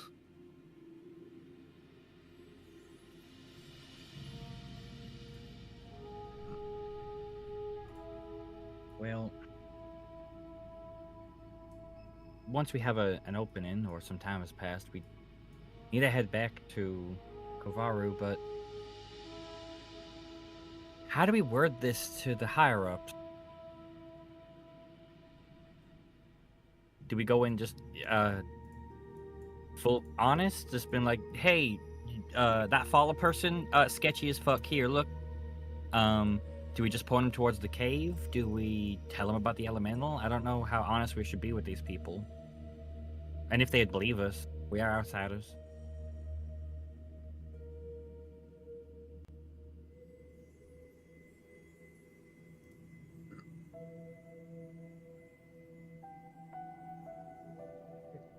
No, I don't do this. I'm not.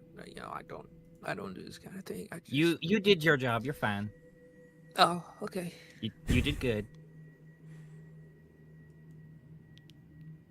MJ, Duddles. Ochros have, I suppose, in his life, and from, I suppose my question is basically, is there a possibility he might know who would be best to talk to about this sort of thing? Not like he knows anyone in that place, but like, I don't know, kind of a stretch. Just kind of like. Wait. I have a bit of an idea that like I'm trying to form words around, so maybe I won't form them as I say words, but like the idea of like we talked to the innkeeper and had a bit of an idea that the Council of Ala is already like going behind the backs, going against the wishes of the council that exists in Kovarru. So that would give a little bit of like what's the word, like backing up to if we were to go to the council. But also the fact of like we could go over to Kovarru and like ask whether the people there, the council there, the ruling body there is aware that there is, because the fact that like they are pretending to be hunters and like saying that, hey, this is our hunting ground, get the fuck out. Is this something that the community wants to allow? Because clearly they are not pretending to be hunters for Kovarru. Does Kovarru as a community want there to be random hunters taking away their food? We can use that as possibility. While you mull that over, Duddles, what were you were asking me if you knew someone in Kovarru? No, it was more like, I don't really know what I'm trying to word. It's like trying to get an idea who would be the person in leadership position to talk to? Question mark. That yeah, kind of about thing? sort of these sort of matters. Yeah, I guess. What, in Kovarru? Not necessarily in Kovarru, but from experience in other places. You know what I mean? Like in general. The thing but with this is really kind of a stretch, Castle, so I'm not really sure. The thing with Ketakara is, as a country, post-war, the rebuilding process over the last century has been relatively hands-off, which has allowed for two things to happen. First, it has allowed for a little bit of self-determination in some territories. Unfortunately, it has also allowed for the encroachment and a lot of territories to just be able to do things, especially to other territories, without much oversight. Now, there is a body of government in Ketakara that oversees the whole country, but it is only an overseeing authority. It gets involved when territories want them to get involved, and only really as a last resort. Other than that, they tend to let the territories do their own thing, and there's a reason for that. Because when the war ended, both West and East had a little bit of experience trying to self-determine as their own territories, but the West had just come out of a pretty brutal monarchy, and they were really very skeptical of installing another very centralized government. And so their reaction to it was, we need some time to self-determine as separate territories first before we realize what we want. And that has had advantages and disadvantages of the whole thing. Essentially, it's called the authority that you can think of in Ketakara would be the person to talk to if there was like a really big issue, would be what is called the Council of Intermediaries, or specifically the Intermediaries. Yeah. Or shorthand. That's basically what I was trying to ask. Like, is he familiar enough with like Western stuff that by this point where he's like, okay, they usually have these kind of people you can talk to about this sort of thing? The intermediaries you approach mostly when there is an inter-territory conflict, when there's something coming from one place to another. Within the bounds of a territory, unless the problem is really, really big and urgent, the government basically just wants to let them sort it out on their own, which often isn't always the best way to do it, but that's the way that they've decided to. So that's what you know about this area, and that applies west and east, just the whole country. Gotcha. As for specific governments, though, like the government of Kovarru, it's really kind of up to you, I think, what you would know. Like, you know from the innkeeper Salfa that that Kovarru is ruled by 3 council people who have a board of advisors within each of their 3 like main territories that they oversee, and they've divided power like that. But it's really up to you, I suppose, what you've heard. If you've heard anything, have you heard anything about Kovarru before? Is there a kind of Is there an avenue that you're thinking that you might want to invent so that you can go and pursue that? Because you can absolutely do that. I'm not sure. It was mostly... TLDR, it was basically me asking for a knowledge check to have a hint. I was like, who might be a good idea to go through? But yeah, I'm not sure. If you think that this problem is big enough to warrant like country authority intervention, then you have to go to the middle. You have to go to the central city. The I can't remember its name, but I did give it a name. Let me see here. But, you know. Yeah, if you think it's big enough to get to the capital, which is called Mindara. If you want to go to Mindara, then you can, if you think it's worth that sort of intervention. But, you know, right now you haven't even set foot in Kovarru yet. I think Derail the whole adventure in a different direction. Yeah, but if you wanted to, you could. I think if you were thinking of who to bring this news to, Salfa suggested that you make an appointment to see the counselors inside Kovarru. In which case, the closest entrance to you is the way you came through the Kovarru, the inn. Alternatively, I suppose, really, whatever angle you want to play this. I mean, you could, if you want to take it through official channels, the council could hear of it. If you want to be a little bit of a fire starter, you could tell people and get them riled up and kind of create a little bit of energy from the bottom up. It's really up to you how you decide to use this information. But the official channels would be to make an appointment to go and see the advisors and the council and to tell them what you learned. The problem is like with it does feel like you'd want the local populace to know that, hey, there's a is the council aware that, or is like, do we know if Farla's using their own money for this, for the mercenaries? Is the council aware? I think this basically just comes up to, I think Sylv's idea is really good.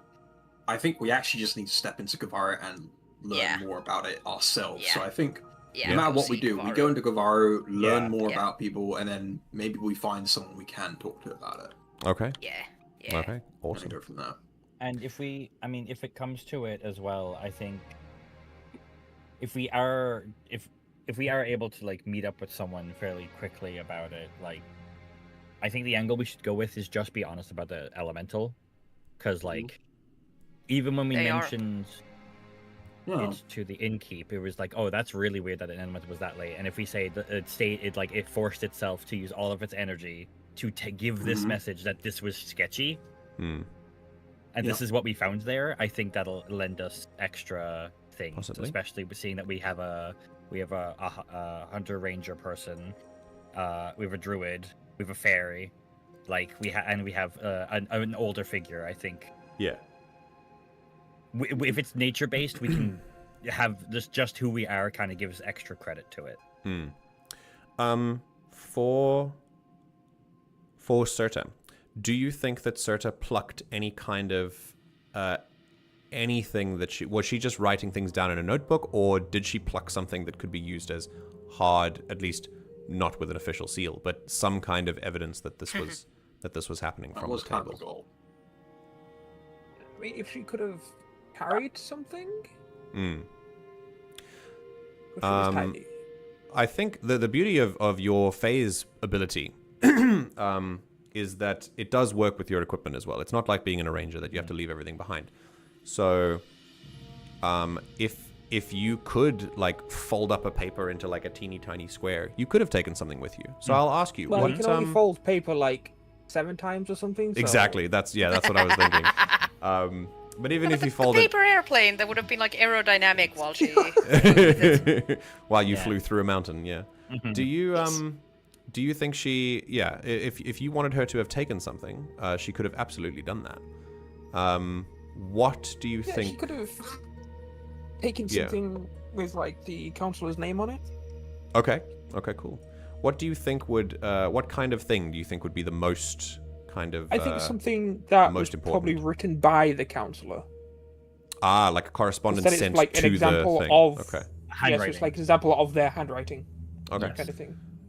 We can say like it Or could maybe be. handwriting of someone who works for them if they didn't write it themselves, kind of. You know? Yeah. Maybe orders that Fala gave to hold up here until the winter is over. And maybe a bit of correspondence that mentions the door that we still don't know what it is, or do you want to leave that out of the equation? Is there some information that you would have wanted to include or exclude specifically?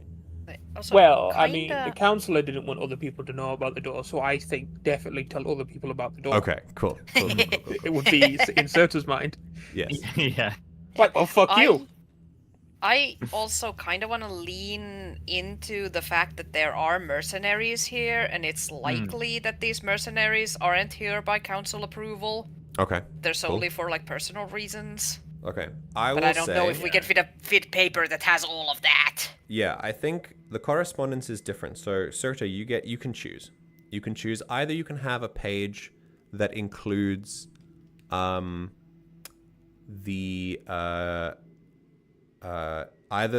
that includes the door or the mercenaries. Either way, you will have confirmation that the orders are basically to protect this cave and ensure that no one gets in. Like no one pierces the perimeter. That's the order on both of those correspondence. But you can choose whether you want to take the one that mentions the door or the one that mentions the mercenaries being hired to help. I would just, Maybe more focus on door then.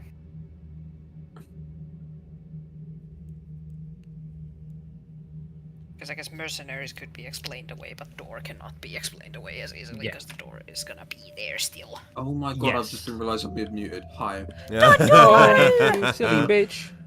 I was mostly just agreeing though. More Okay. like I'm actually kind of. Mercenaries might be more easy to believe though.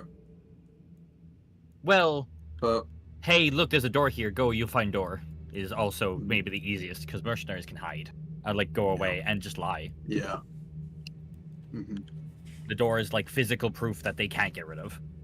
Mm-hmm. Yeah. And it's the thing they're trying to stop people from knowing about. Mm-hmm. Mm-hmm. Yeah. Okay. Yeah. Okay. Did I say door? Yeah. My pen. Give me the door. Oh, there we go. The door. My pen's not working. I'll just take the entire door. Oh no. You know what? I think it's a go. All right. So, okay, that pen works. You take a lot of time, I would say, to discuss your next steps. And you know about the qual circling the forest, but you don't know how long they're going to be there. You do know that you can't keep flight up forever. The qual is gonna leave eventually, and gonna get tired. But while you've been chilling in this cave, you don't hear any evidence of anyone coming anywhere near you. The forest isn't entirely quiet. There are animals that still are kind of slowly waking up. Thankfully, the season being at the end of winter is helping you here. And then, as you sit for a while, another thing helps you. A stroke of luck, perhaps, for the trail that you've been trying to cover up. You can hear it just kind of starting to come down from inside the cave. It starts to rain.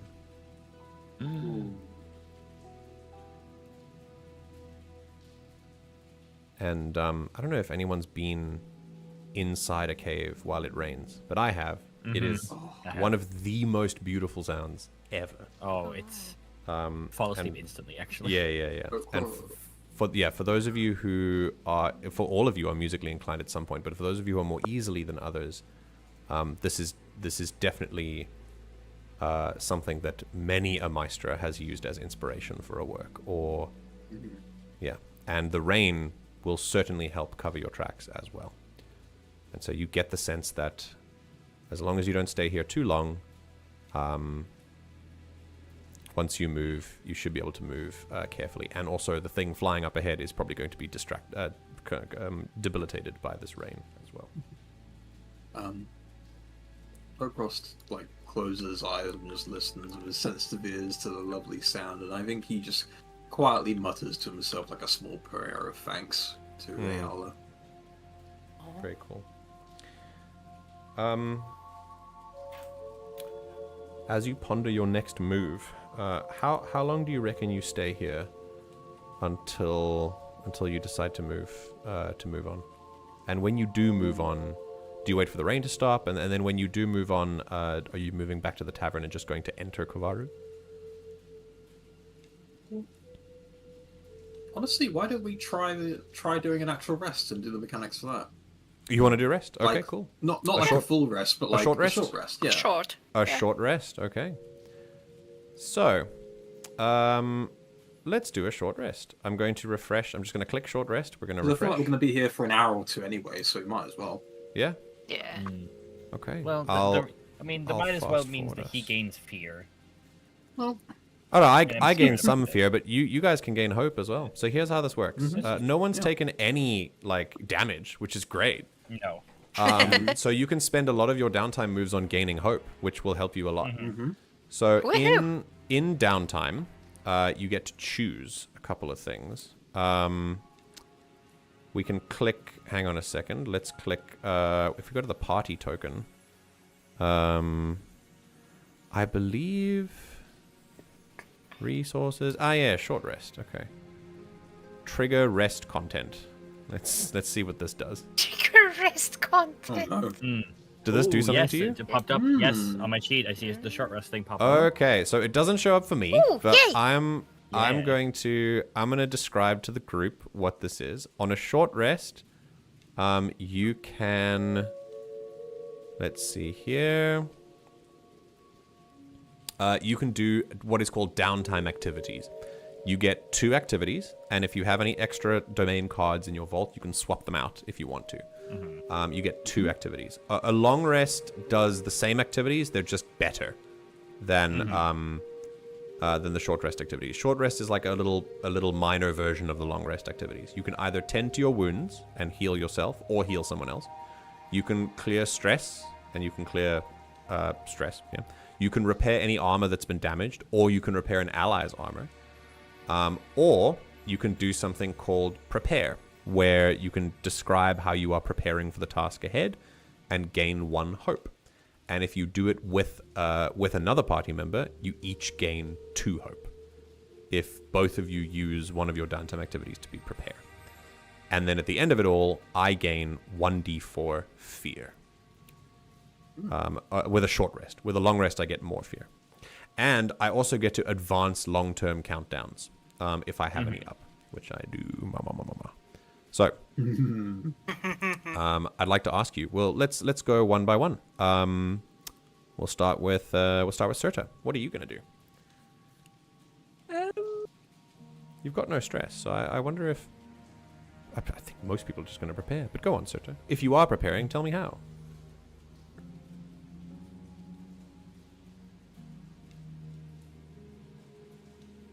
I think she's gonna go through her things, make sure she's got everything still, make sure she's all packed and tidy. Okay. Yeah. As she's going through her bag, there's there's a twig with just a bunch of twine wrapped around it. Yeah. She's got her tiny little flute, her weird marble that The orb. seems to be whispering quietly. The whispering And orb.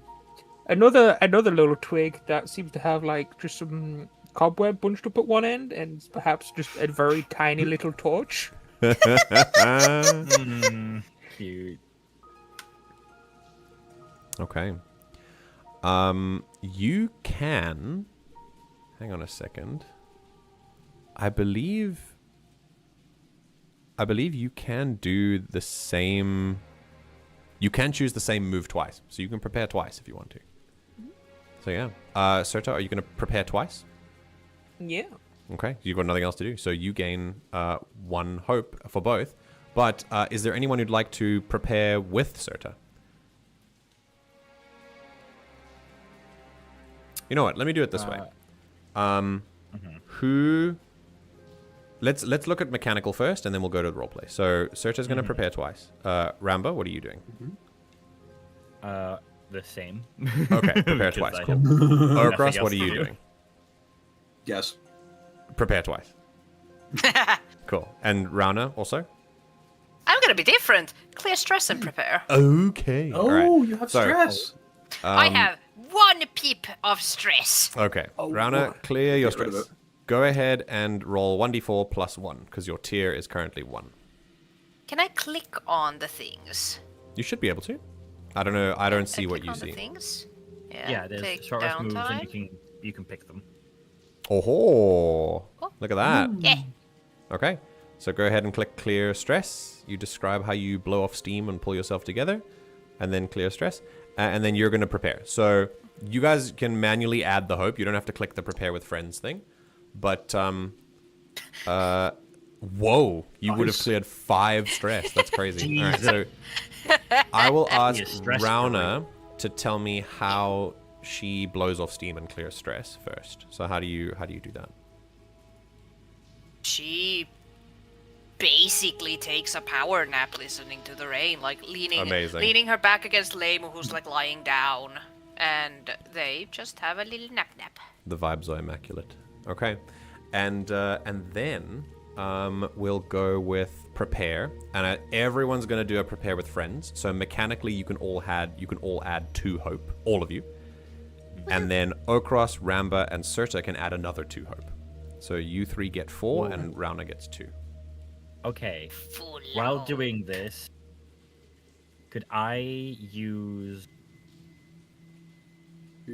close knit to Spend any number of hope to use give an spend a ally hope to give another hope to Rauna? Ooh, okay. I think Rauna was at I'm at max full. already. I'm Yeah. at full. Oh, is everyone at max? I'm not. I'd give it to Ochros then. Okay, because you would have gone over the max, right? Over the max, and then I have an Amazing. one to spare. Okay, so you have some to spare. So you Perfect. you're maxing out Yeah. everyone's hope. Okay. Oh my god, Yes. after a fucking awesome. short rest, Hell that's crazy. yeah. I need That's to do cool. more damage to you. I'm learning. How are I'm you gonna do learning. that I'm when we learning. avoid combat? We I'll just avoided make it you very well. I'll just make you mark a bunch of stress next time. That's true. That's Okay. true. I only have my clear stress thing once per long. Yeah. No, it's great. This is great. You can also only benefit from a short rest 3 times before you must take a long Yes. rest after that. Okay. Yes. Right, so you all prepare. I want you to tell me, as a group, anyone can take this, just how you prepare for what lies ahead. What do you do? How do you relax with each other? This is the first time that each of you has really met each other, and now you are basically just taking a rest together. It's not a long rest, but it is time where nothing's happening, and you have a chance to, recover, and it's also an opportunity for you to, converse or ask any questions, have quiet moments together, anything. So, tell me how that happens.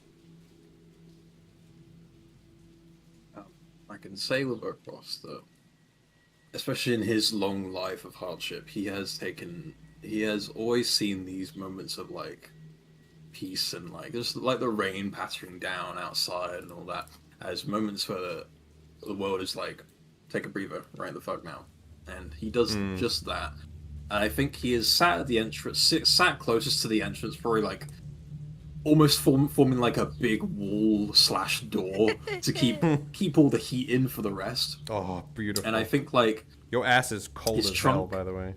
I like that. His trunk is angled towards the rest, and I think he's kind of curled up enough, whereas he's just taking a nap like Rauna, and just because he's an old man, oldish man. And I think gently, he's actually, especially to Cyrta's benefit, he's playing a little bit of just music that is not trying to be a spell or anything, but it's just a quiet sort of like an oboe, basically just a quiet sort of undertone to the rain. Oh, Just Like Phenomenal. a deep, sort of like warm, just sort of quiet humming sound that just fills the cave ambiently as it echoes around gently. Very cool. Ochros, you spend a lot of your life helping people, and how much of that do you reckon, especially the last few years, has been spent actively avoiding combat, as opposed to being quite ready to fight if the need arises? And how does this interaction measure up? That you were basically just on Overwatch for a while, you were ready to intervene when necessary, but you didn't, and then Ramba was done, and you gathered information and you left. Is that similar to how these things usually happen? Do you usually get the opportunity to work with a group? How is I think adventures measured up compared to this one? Something like this happening is always kind of, I guess, a bit of a blessing. He's so used to lives being taken, or at least earlier in his life, that it's kind of a blessing whenever lives can be spared. You know what I mean? But he is also sort of that regrettable necessity that sometimes it's do or die. Yeah. And especially with people like this who are so young in comparison to him and like so full of potential, he doesn't want to see them hurt. So if things did happen, he's more than willing to be the one to take lives if need be. Okay. All right. Anyone else? How you are spending this time? Rauna, hearing that there is a drone, will actually pull out her own bone flute and join in. Match the melody. Very cool. Also, like, I kinda maybe wanna do a little thing with it, but I don't know if it's being too fucking fancy, but Wait, kinda. what do you mean? You don't you ask? Take the horn caps off. And, use, play her flute in a manner that causes air to start circulating very slowly in the cave, enough to add the droning of her horns or her antlers into this little music performance. So each of you know that Eyya have antlers. You've all, probably most of you, I think, except maybe Cyrta's seen one or two. I don't know. Depends on if they are on the island. There might very well be. But Eyya very obviously have antlers. And some of them, especially Maestra, they tend to make holes in the antlers to allow wind to pass through them so they can use them as their own instruments. And this is what's happening now, as slowly, while she plays, Rauna removes the caps, and basically it's just a one-man wind band. And that's a lovely image. Rauna, this is this the first time that you've spent a period like this with other people? I mean, you've spent time in settlements where you've helped people, but have you ever done this sort of thing with another since you've arrived in Kitakara? With a group like this? Probably not in months. Maybe like possibly a year ago, but not in months, no. So this is very new. How does Rauna feel about this?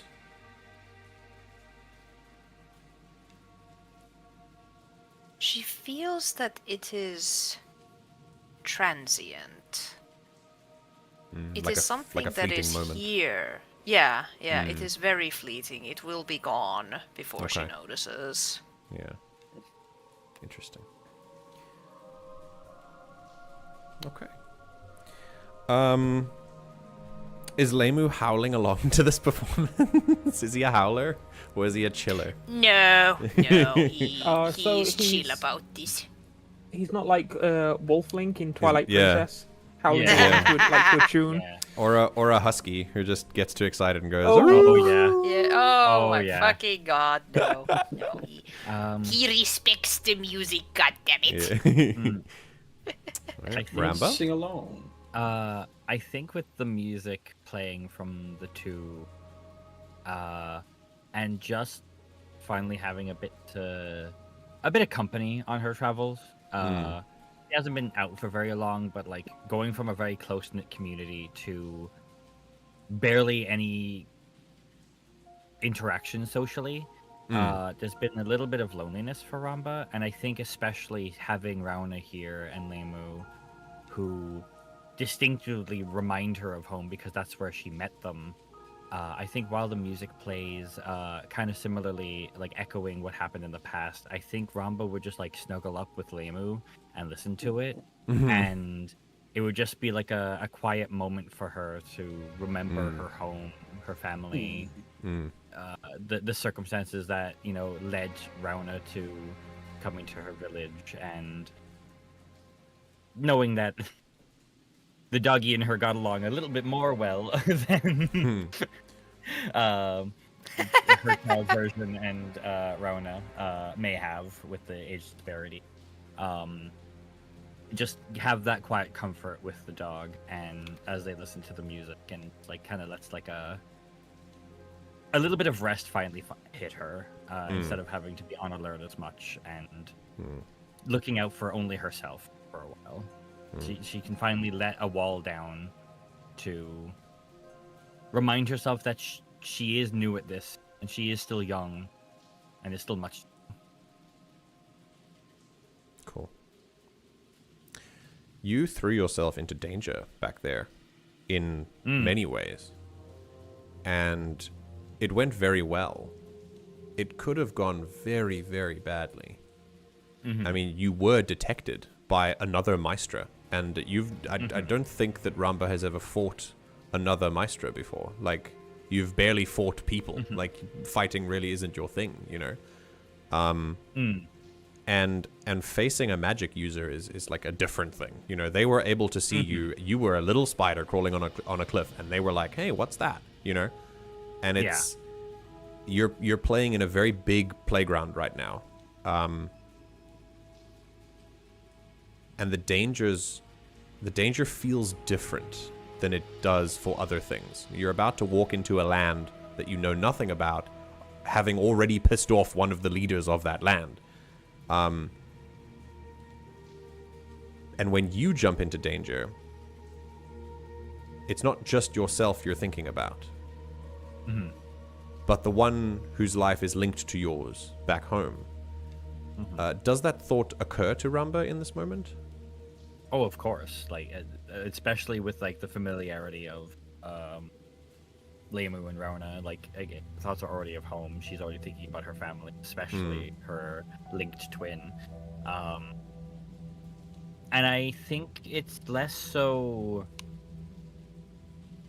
She hasn't fought another Maestra, but it's more so that she's aware that her need for adventure will get dangerous. So it's more so that she was mentally prepared to get herself into danger, and I think this was like a nice tester for her, especially with the fact that she has this link with the fauna of the land, that she can instill her soul into them and have a almost get out of jail free card, because at any time she can snap that connection.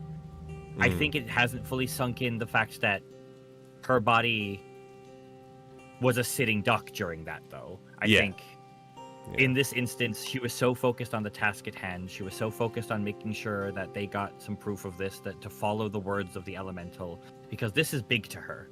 It's very important. Elementals are things of legends to her.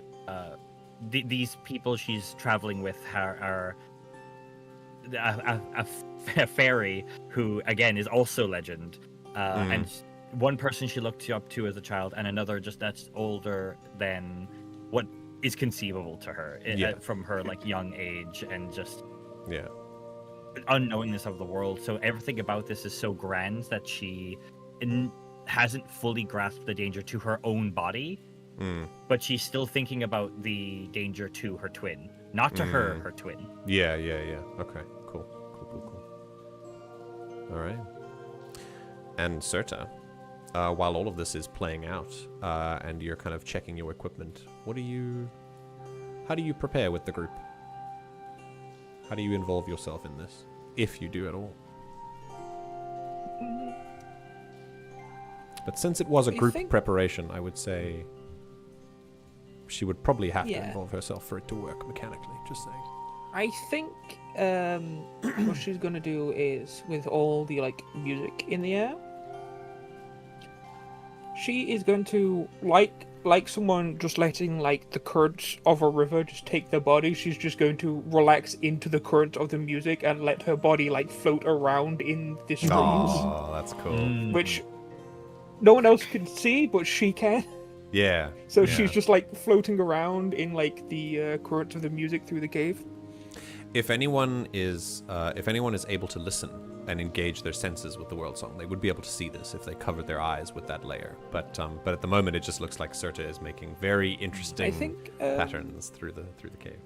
She will actually also use her little, command over fire he has here. Cool. To leave a little stream of harmless sparks in her wake, so they can kind of see the trail of where she's been. Very nice. Very nice. Pretty. Okay, Cyrta. You are very far removed from all of this. In fact, where you've been, the incredibly high stress environment the high stress that you've been under up until this moment, is it releasing at all? Or are you finding that you are still as stressed as you were when you left? It's been a few weeks, you've been on the run, and for all you know, people could be trying to find you right this moment, besides the ones that are already doing it, definitely. But then again, you are also far away. So, where is Cyrta's stress level right now? I think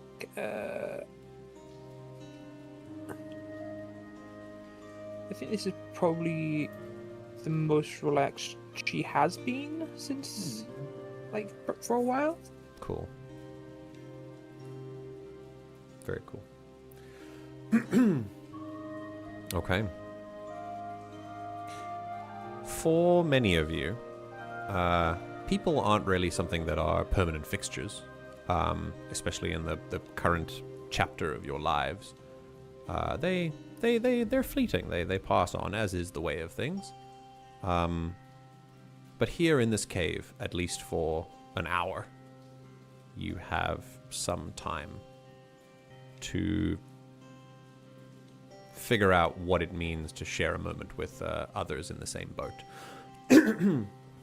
And however long this journey will take you is really up to how events transpire that are beyond your control, because one way or another, you are in this shit together now, whether you like it or not. And with the rain coming down outside the cave, you prepare for your next adventure, or the next part of it at least, to enter Kovarru and hopefully find a way to expose and possibly unravel this mystery once and for all. Perhaps maybe in the back of your mind wonder, what on earth is behind that strange metal door? We shall end this session of One Kenner. Thank you, everyone. That was amazing. Love this game. Daggerheart's cool, ain't it? Yeah. I'm really liking how the system is supporting all of our tendencies to roleplay and the way that we like to do it. I think it's really doing well.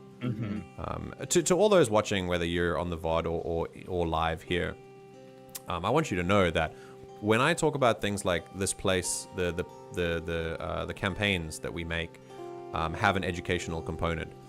I'm mostly talking about this is one way to play, but there isn't only one way. You can play it however you want. When I say education, I mean mutual. So we teach each other. So this is how we play, and we explain, how we role play through certain moments, and we also teach about mechanics and how to use those, because sometimes there are right and wrong ways to use certain mechanics as well. But most of the time, this is really just a sharing of perspectives, and I think that's really the point of the educational aspect, that you learn from us and we learn from you, and we make the tabletop space a little bit better that way. So, I hope everyone enjoyed this as much as I did. That was a lot of fun. Yeah. I like that the moment of I really love the approach that we have to quote unquote combat, in that no one got hurt, no one died. Mm-hmm. There were some really close calls, but you managed to get in and out. People, like, the spotlight did bounce around between enemies. They did use some of their abilities, but it was just, it was great. I really like the way that worked. I think sad I didn't get to do my initial plan, but you know what? It's fair. Yeah, you know what? I think we will bless you're a menace. So, for those of you who are, I forgot to do this for the last couple of sessions, but for those of you who have joined a little bit late, or those of you who are watching the VOD and you don't have time to get through the 3 hours, a small recap at the end.